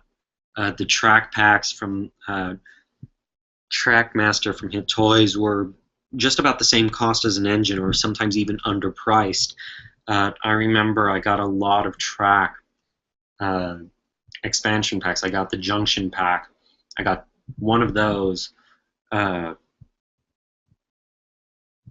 big custom station track piece with a storage box that had 35 pieces of track, including the lid, for $20. And now it's just there's barely any track out there to buy. You have to buy sets and sets and sets to do it. Right on Tracks 10, you're telling me you used to love TrackMaster so much that you were even going to make a series, but then they dropped quality and you collect Wooden Railway. I am really sorry to hear that, and I feel that talking as a Blue Plastic Tracks modeler, it's a main reason why our community is so small. It's because of the quality being dropped, and the only way to buy quality is to go to eBay or to Japmart or Joust.com to get quality stuff from Japan, which costs dollars, a lot of money. I recently have spent a great deal of money on Joust.com to get limited edition things and some things for Thomas and Friends.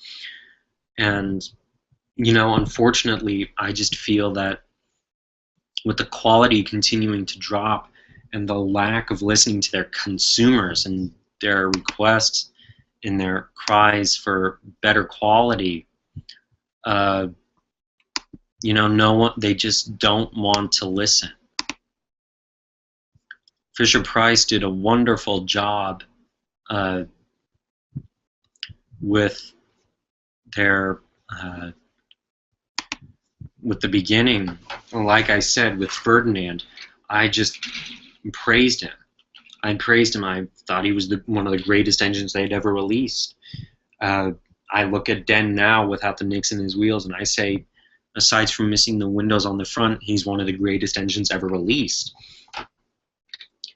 Fisher-Price has done a lot of hiccups, really, in all honesty.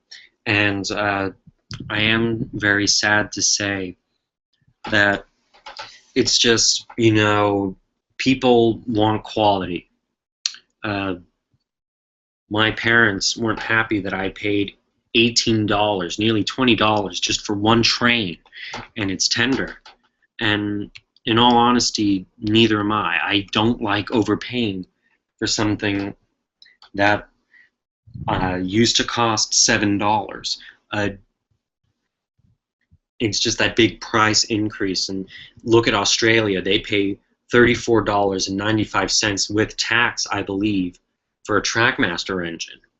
That's just one of the greatest moments, 3-packs. VJ Dogman, you say you've never been a fan of tracks sold separately. You just had it. You just thought it was hard to think how much to buy and how they would be used. You were glad that the engines in cargo cars were now by themselves. You know, everyone will have one thing or another to say, but I just feel that Fisher-Price, with me, had begun to lose their thunder, and I'm really, really sad about that because I don't like saying bad things about toy companies.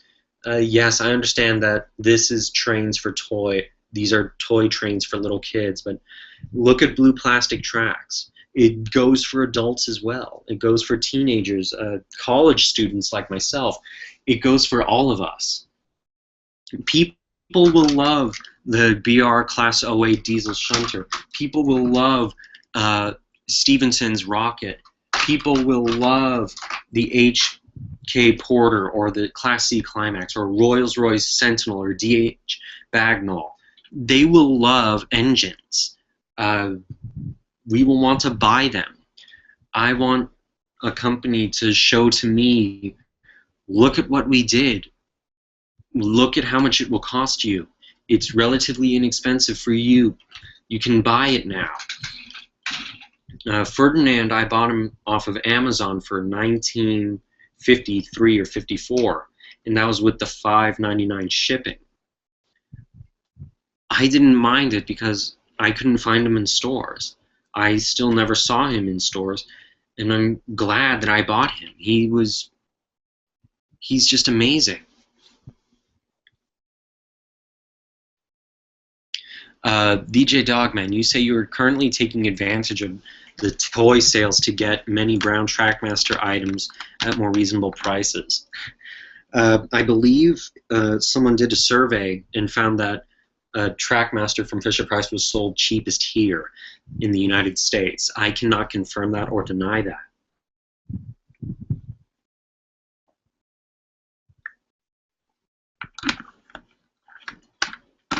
Because my last purchase was actually Porter. And when I went back to pick up 2 more for his rolling stock, that actually came out to $35 after the tax. And my mother was flabbergasted. Even a mother with her child who wanted to buy Muddy Ferdinand was saying, that's how much 2 of these trains cost?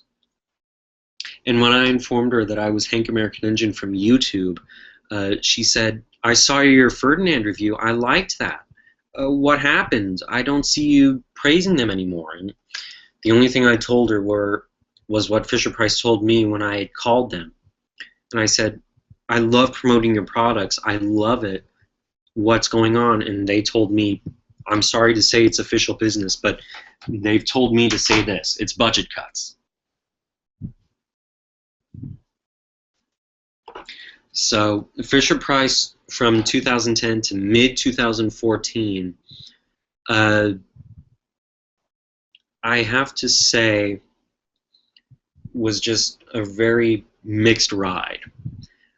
Ricardo Rodriguez, you're asking me what the highest price I've paid so far. Do you mean for a set or for like one of these engines like Porter with his 2 trucks? If you can give me a little more information on your question, I'd be delighted to answer that for you. DJ Dogman, you're saying that even though they were ages for 3 to 6, the great thing is that they are accessible to adults or families to set up and play together.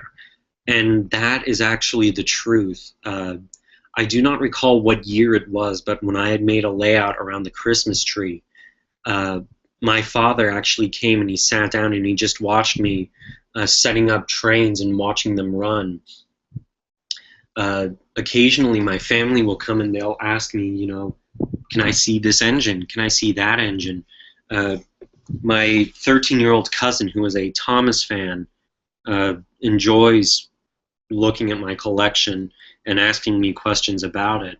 And I don't have anything against it. It's just, like I said, seeing the quality drop from a great toy,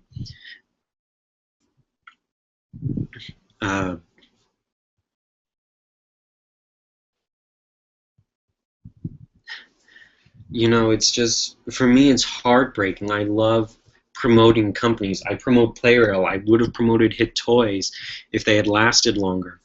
I began promoting Fisher-Price, asking them in an email saying, I do reviews about your products. Please, I would love to do a partnership with you. And they said, we will keep you in mind. I have not heard back from them over these 4 or 5 years. Ricardo Rodriguez, my most expensive Fisher-Price TrackMaster purchases were actually 2 more Porters at a total of $35. And Playrail Steve, not Playrail, the Fisher-Price Stephen and Connor at $38.40. By himself, Porter cost me $17. Yes, Misael Herrera, a lot of people are saying these budget cuts are lies.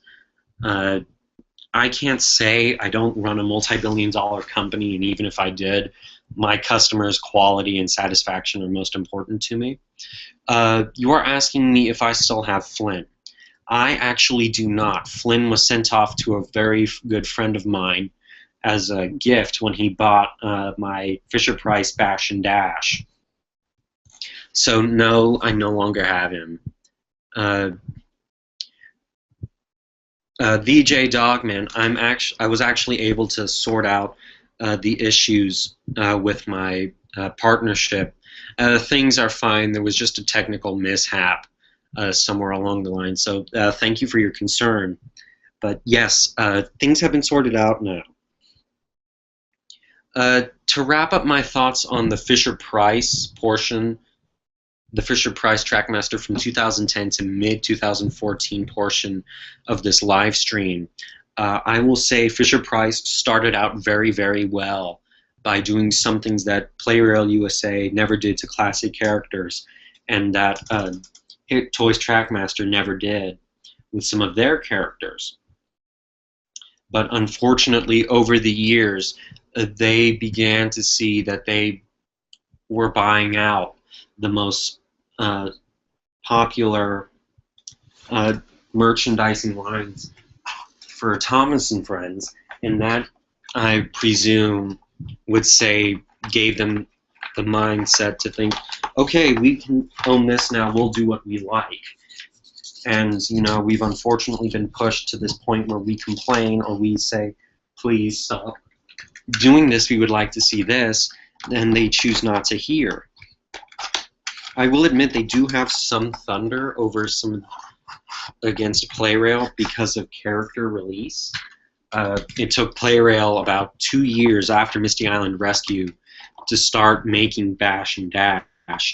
They never made Ferdinand, which I will have to say was a shame for me. I wanted to see what they could have done to see if I would have either promoted them over Fisher-Price or Fisher-Price over them.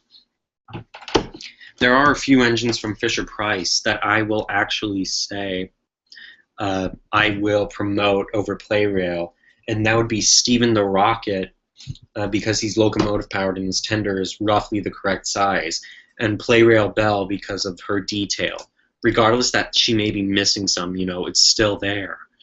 To really score Fisher-Price, I would have to say they're fairly low. I do not want to be rude and put a score for any of them, because I know I gave 4.9 or 4.7 for Playrail and Tell Me USA, and 4.7 or 4.5 for Hit Toys. But for here, I just feel like there's nothing I could put on a numeric scale for Fisher-Price. They started out as quality and quantity, and then it just dropped to quantity and high pricing. DJ Dogman, you were saying it was even kind to include a collector's sheet just like the Wooden Railway. Plus, there were some pretty good promotions in your country. I will say promotions were common, but, you know, unfortunately, Fisher-Price is Fisher-Price. There's nothing we could do about it. To wrap up this live stream for the portion of Fisher-Price, I am beginning to wait in despair to see them turn around and say, customers, we are so sorry. Let us repair this dredge we've put between you and our products. Let us try to fix things. I still wait for that to happen, and I hope so. So that way I can start promoting their products and even saying, you know, compare this against Playrail. It's a coin's toss in your personal preference about which one you want to get. But unfortunately, Fisher-Price will do what they want to, and there's nothing we can really do to stop them. Thank you for joining me for this 2-hour-long live stream. I will now say for the next 25 minutes, I will take questions and comments just about anything. Michelle Herrera, I do not know if I will schedule another live stream. Like I said, there will be an unscheduled impromptu live stream about the Play-Rail Advance, as I have the C57 locomotive coming in. It will not be tomorrow, as the mail is not delivered on Sundays in the United States, but this will be my last current live stream for the summer, as August is just next week on Friday. So that does wrap up this review. I will now just take questions and comments from any of my viewers right now. Please keep them family friendly. I will be more than happy to answer them. VJ Dogman, I know these live streams are very long and the videos are long. I also know that you said you were anticipating this from your post on Blue Plastic Tracks. Thank you very much for attending. My third live stream was all about Play-Rail. So if you want to go and watch that. As I said, now I will be taking questions and comments, just about anything else.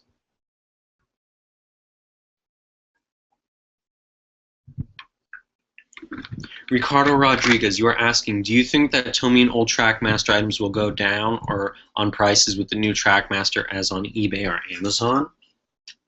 Unfortunately, no, because of the demand. And some people will sell, say, like Emily, for $65 and then tack in shipping.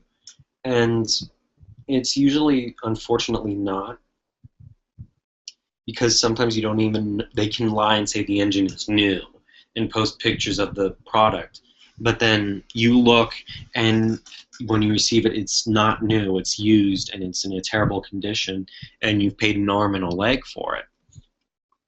So no, I do not think prices will go down on eBay or Amazon, unfortunately, as characters and trains are going to be increased.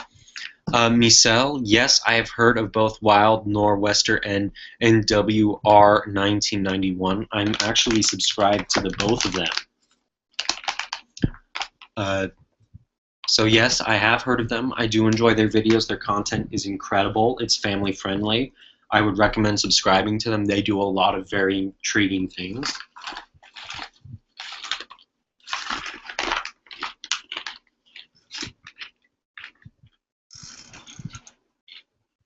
I will be working to put away my collection at the time, because as I said, this is my last official scheduled live stream, unless I can confirm another one. Unfortunately, I do have doubts that I will be able to do another one before I start school for the fall. And maybe during the fall, like for Christmas, I'll go to Twitch and say, you know, join me for a live stream and donate money to St. Jude's or Toys for Tots or for International Relief to give kids a reason to smile for the holidays. And, you know, maybe I'll do something like that. I can have a book reading and things of that nature for all of us to enjoy.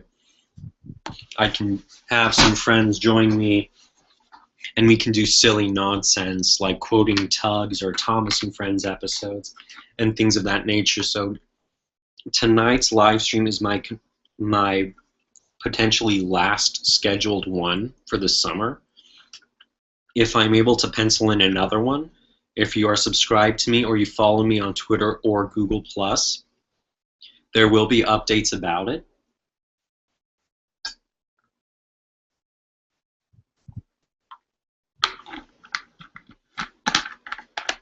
Michelle Herrera, you're asking me what my favorite Thomas the Tank Engine episodes are. Do you mean just like by Season 1, Season 2, Season 13 by all means?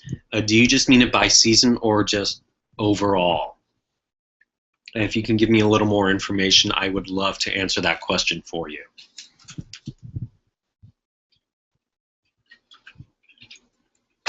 You see come in there. I am going to apologize if you hear me crunching on things. I have been very busy all day, so I have not had some capabilities to eat. But yes, please ask me questions. I love interacting with you guys. I love to hear what you have to say. Like I said, Michelle, if you can give me, like, do you mean specifically by season or just in general, I will answer your question then for you. If anyone else has questions or comments they would like to send to me, please let me know now. I would love to hear any ideas you have for me to improve my videos.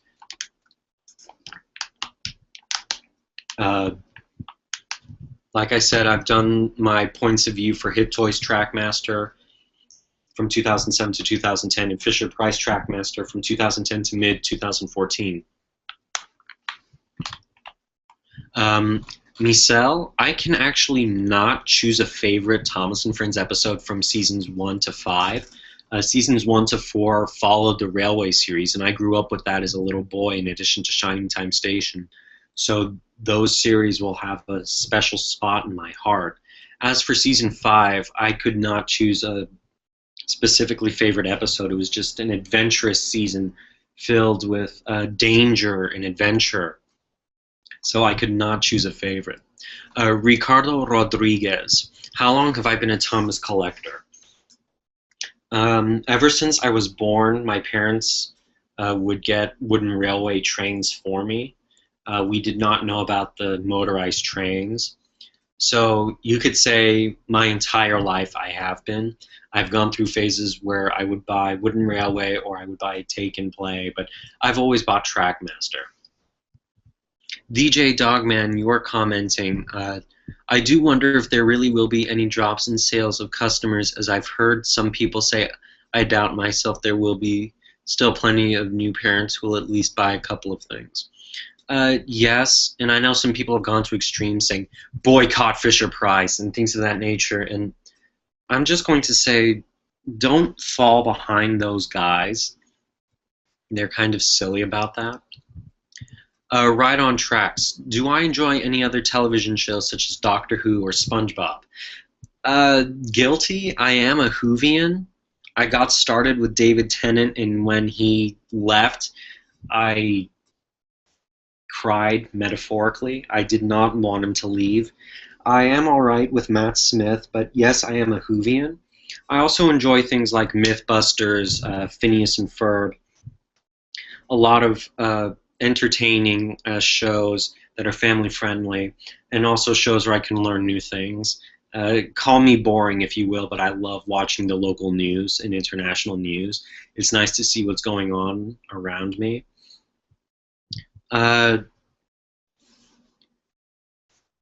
Michelle, you are asking if I will ever make a TrackMaster Bear or Patrick from the Wild Nor'Wester. I do not believe that I will, mainly because I do not have the money. Unfortunately, again, everything is money and things are expensive. Christopher Bouchard, your comment is, it's disgraceful how Fisher-Price, Mattel, TrackMaster has gone downhill. They should really have taken some pointers from Hit Toys, and you were serious when you said that you might think about selling some of your trains. Go to blueplastictracks.com. Join in. There's a trading zone. You could actually trade some of your stuff to get some things you may have wanted, or you may trade to get something, to get one thing or another. And members will actually pay you a decent amount of money. So that's what I would tell you. If you plan on selling some of your trains, just go there. I know that members there will, I guess, haggle to try and get you to sell to them. So please try to jump to that website. I am also a member there. You can find me under the same username. There's really no difference. One thing I will say is on Blue Plastic Tracks, you won't find me as a raging Fisher-Price hater as I am here.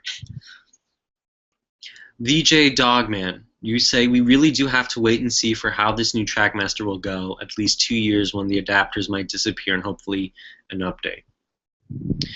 Thank you, Michelle Herrera, for joining me. Hopefully, like I said, I can put up another live stream. Thank you for giving me some questions to answer. Like I said, please subscribe to me on YouTube, follow me on Google Plus and Twitter. You will get details about future live streams there. Thank you to all of my viewers who have come in and bounced out, and people who have commented or sent me questions in previous videos and years. It's actually something I love doing, is being able to talk to all of you.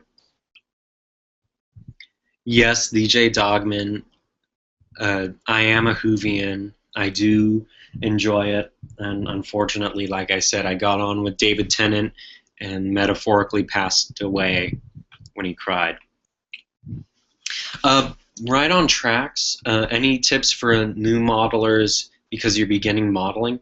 If you mean HO gauge, I would recommend going out and buying books on that or talking to other HO gauge modelers. But if you're talking to a play railer like myself, I would say find the nick that suits you. Obviously, I enjoy Thomas and Friends, but you've also seen that I enjoy real-life engines from Japan and from around the world.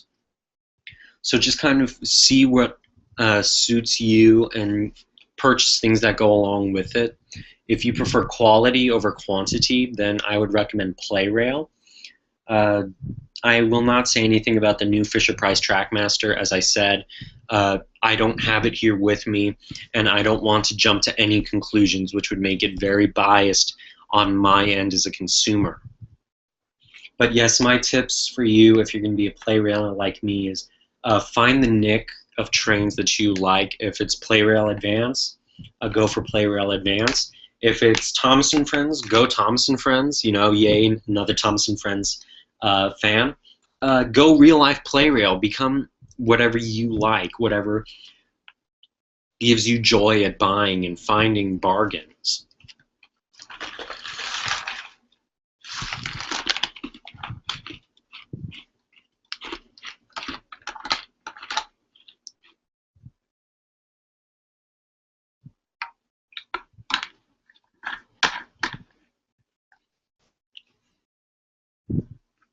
And it doesn't just stick for like a Blue Plastic Tracks member. You can go out as far as Matchbox or even Lego. I do collect some Lego sets, and this one I bought simply because I fell in love with it. It's the tow truck from the Greatest Vehicles subcategory, and I fell in love with it. So if you're a modeler or a collector, find what you like and what excites you to go out and go for a hunt to buy it, because that's the best way to do it, is to make you feel good.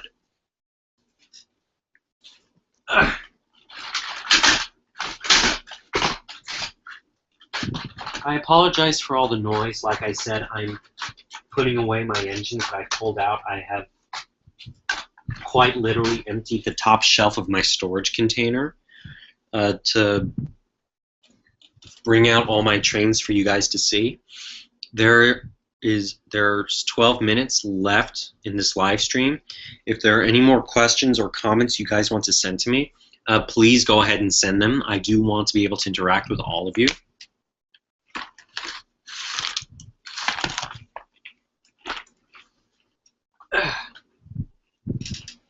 And Christopher Bouchard mentioned earlier in the comments that he is considering selling some of his trains.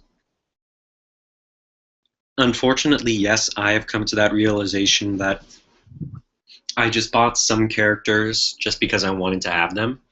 I have considered selling some of them, but I will most likely post the ones that I will sell on Blue Plastic Tracks in addition to other rolling stock. And mainly it's because I want them to go to the loving hands of a child. Thank you for joining me. Right on Tracks 10. Take care. Jay Dogman. I am interested in collecting some Hot Wheels cars and Matchbox ones, as well as some Lego sets. Like I said earlier, I bought the Lego City tow truck from the Greatest Vehicles lineup because I fell in love with it. I liked the design. It's based off of an American wrecker. I also collect some Matchbox vehicles. and some Hot Wheels ones. The case in point, one of my most recent Hot Wheels purchases was the Flintstone Mobile. You know, I hadn't seen it before. I also have the Mystery Machine. I collect a variety of things, but mainly now I'm trying to channel my funds to have for emergency needs. But I do collect Legos. I am also into Halo Mega Blocks. I am a little bit of a Halo gamer.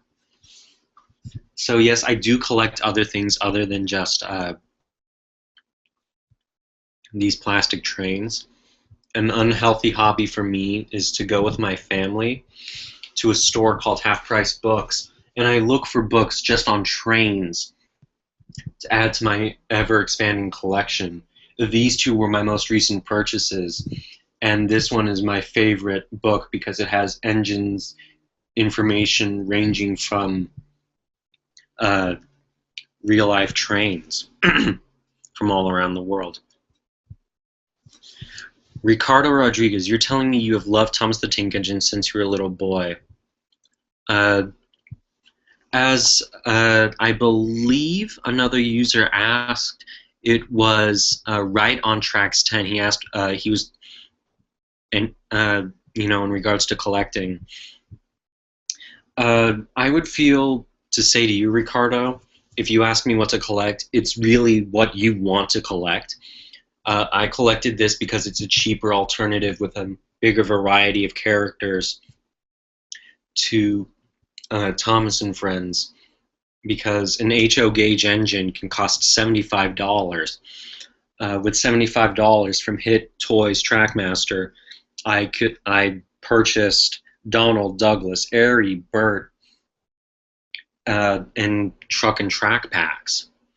So it's kind of seeing what fits your budget and what you personally feel like you would want to collect from Thomas and Friends.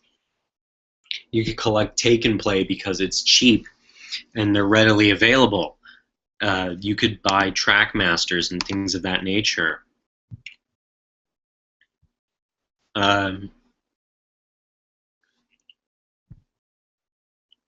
Christopher, for you, that would be 8:30 p.m. that I will end this live stream. But yes, Ricardo, whatever Thomas and Friends merchandise line suits your desires for character collection or engine collection, go with whichever one you want. Wooden Railway has been going strong for years.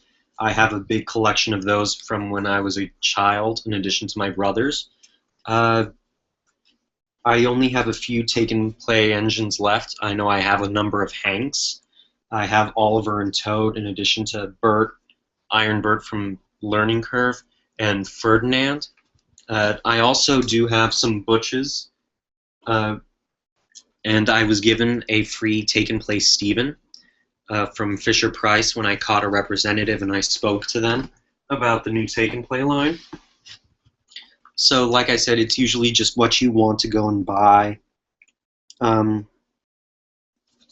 Hopefully I can schedule another live stream in there. I can talk about why I collect and go in depth about what I've done to my collection and why I've done that to my collection.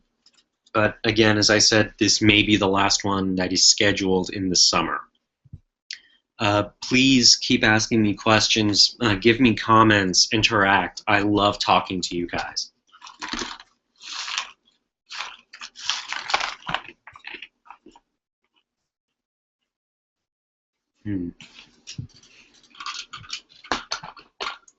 But yes, unfortunately, a number of the trains have to be put away. I don't like having it a mess up here.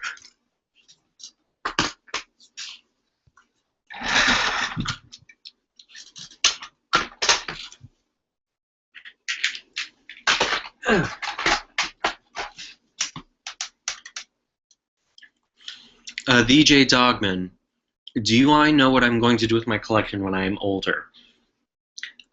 Hopefully I can actually move out and get a house of my own, and I will dedicate the biggest room possible to making a full-sized layout, because a number of people have asked me to do a series with some of my engines from the real-life range, And I've always wanted to do a series of my own, even though it's a very hard, rough competition.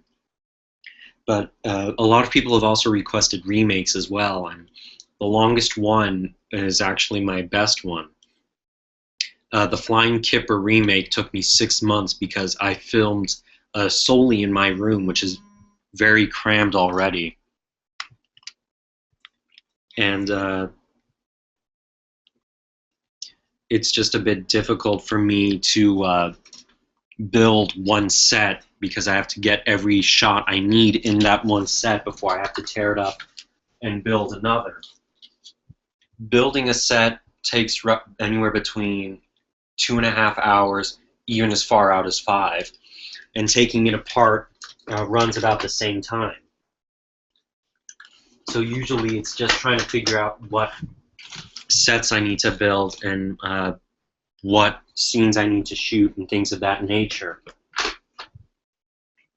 But, you know, hopefully if I somehow become famous, world famous, you know, I can have a museum that's saying we're willing to take care of this collection you've put together, and, you know, send my trains off to them, go there and run them and let people see what I've been doing for a great deal of my life.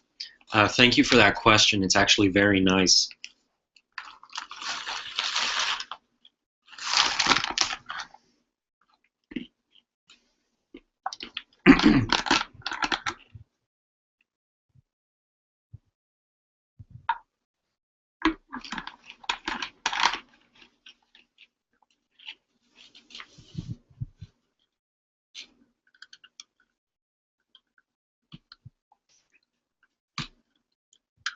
And even as I had said earlier, J Dogman, some engines in my collection I will be selling off simply because I just bought them to have them under that urge of, oh, it's this character, I want them. But I would have to be very picky about who they go to because I want them to go to the loving hands of a child and or collector. So it's kind of a bit of an OCD, do I really want to let them go? Do I have plans for them? Question. I have 3 minutes left in this live stream. If anyone's got questions or comments, please post them. Please talk to me. I do want to be able to talk to you. Another live stream is being contemplated. I just need to be able to be sure that I can pencil it in before August, because I will be preparing for classes come the 1st of August. I know that I start school near the end, but I want to be ready to jump on the ship and get my degree and be making videos not only as a hobby but as a career for me.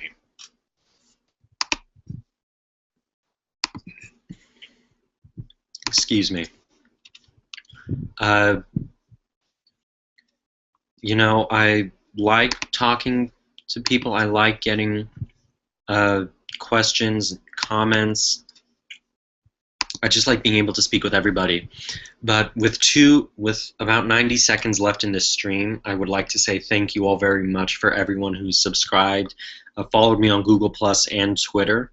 It's very nice to being able to see that I have a lot of fans, not just here in the United States, but also around the world. It makes me very proud and happy to do these sorts of things.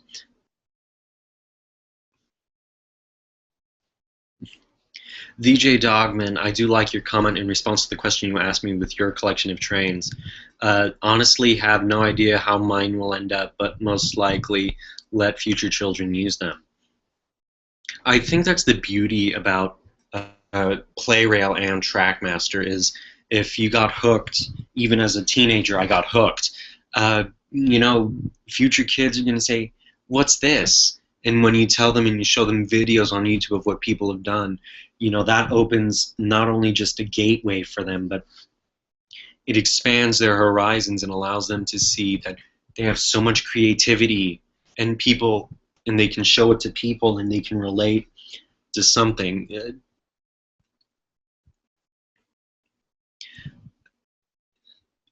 Take care, DJ Dogman. I'll see you on Blue Plastic Tracks. You're welcome. Thank you for attending my stream. Ricardo, what do you recommend to you on collecting Tomy or old track that I must have as a collect that is the only thing you like?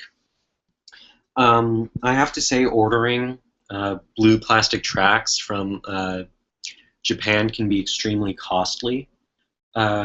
You know, people on eBay will sell them in lots, and it's usually up to you. Like I said, find the nick that you like.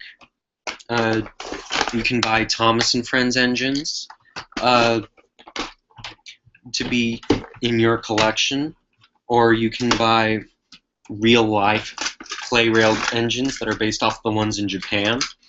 I know I have purchased some of those.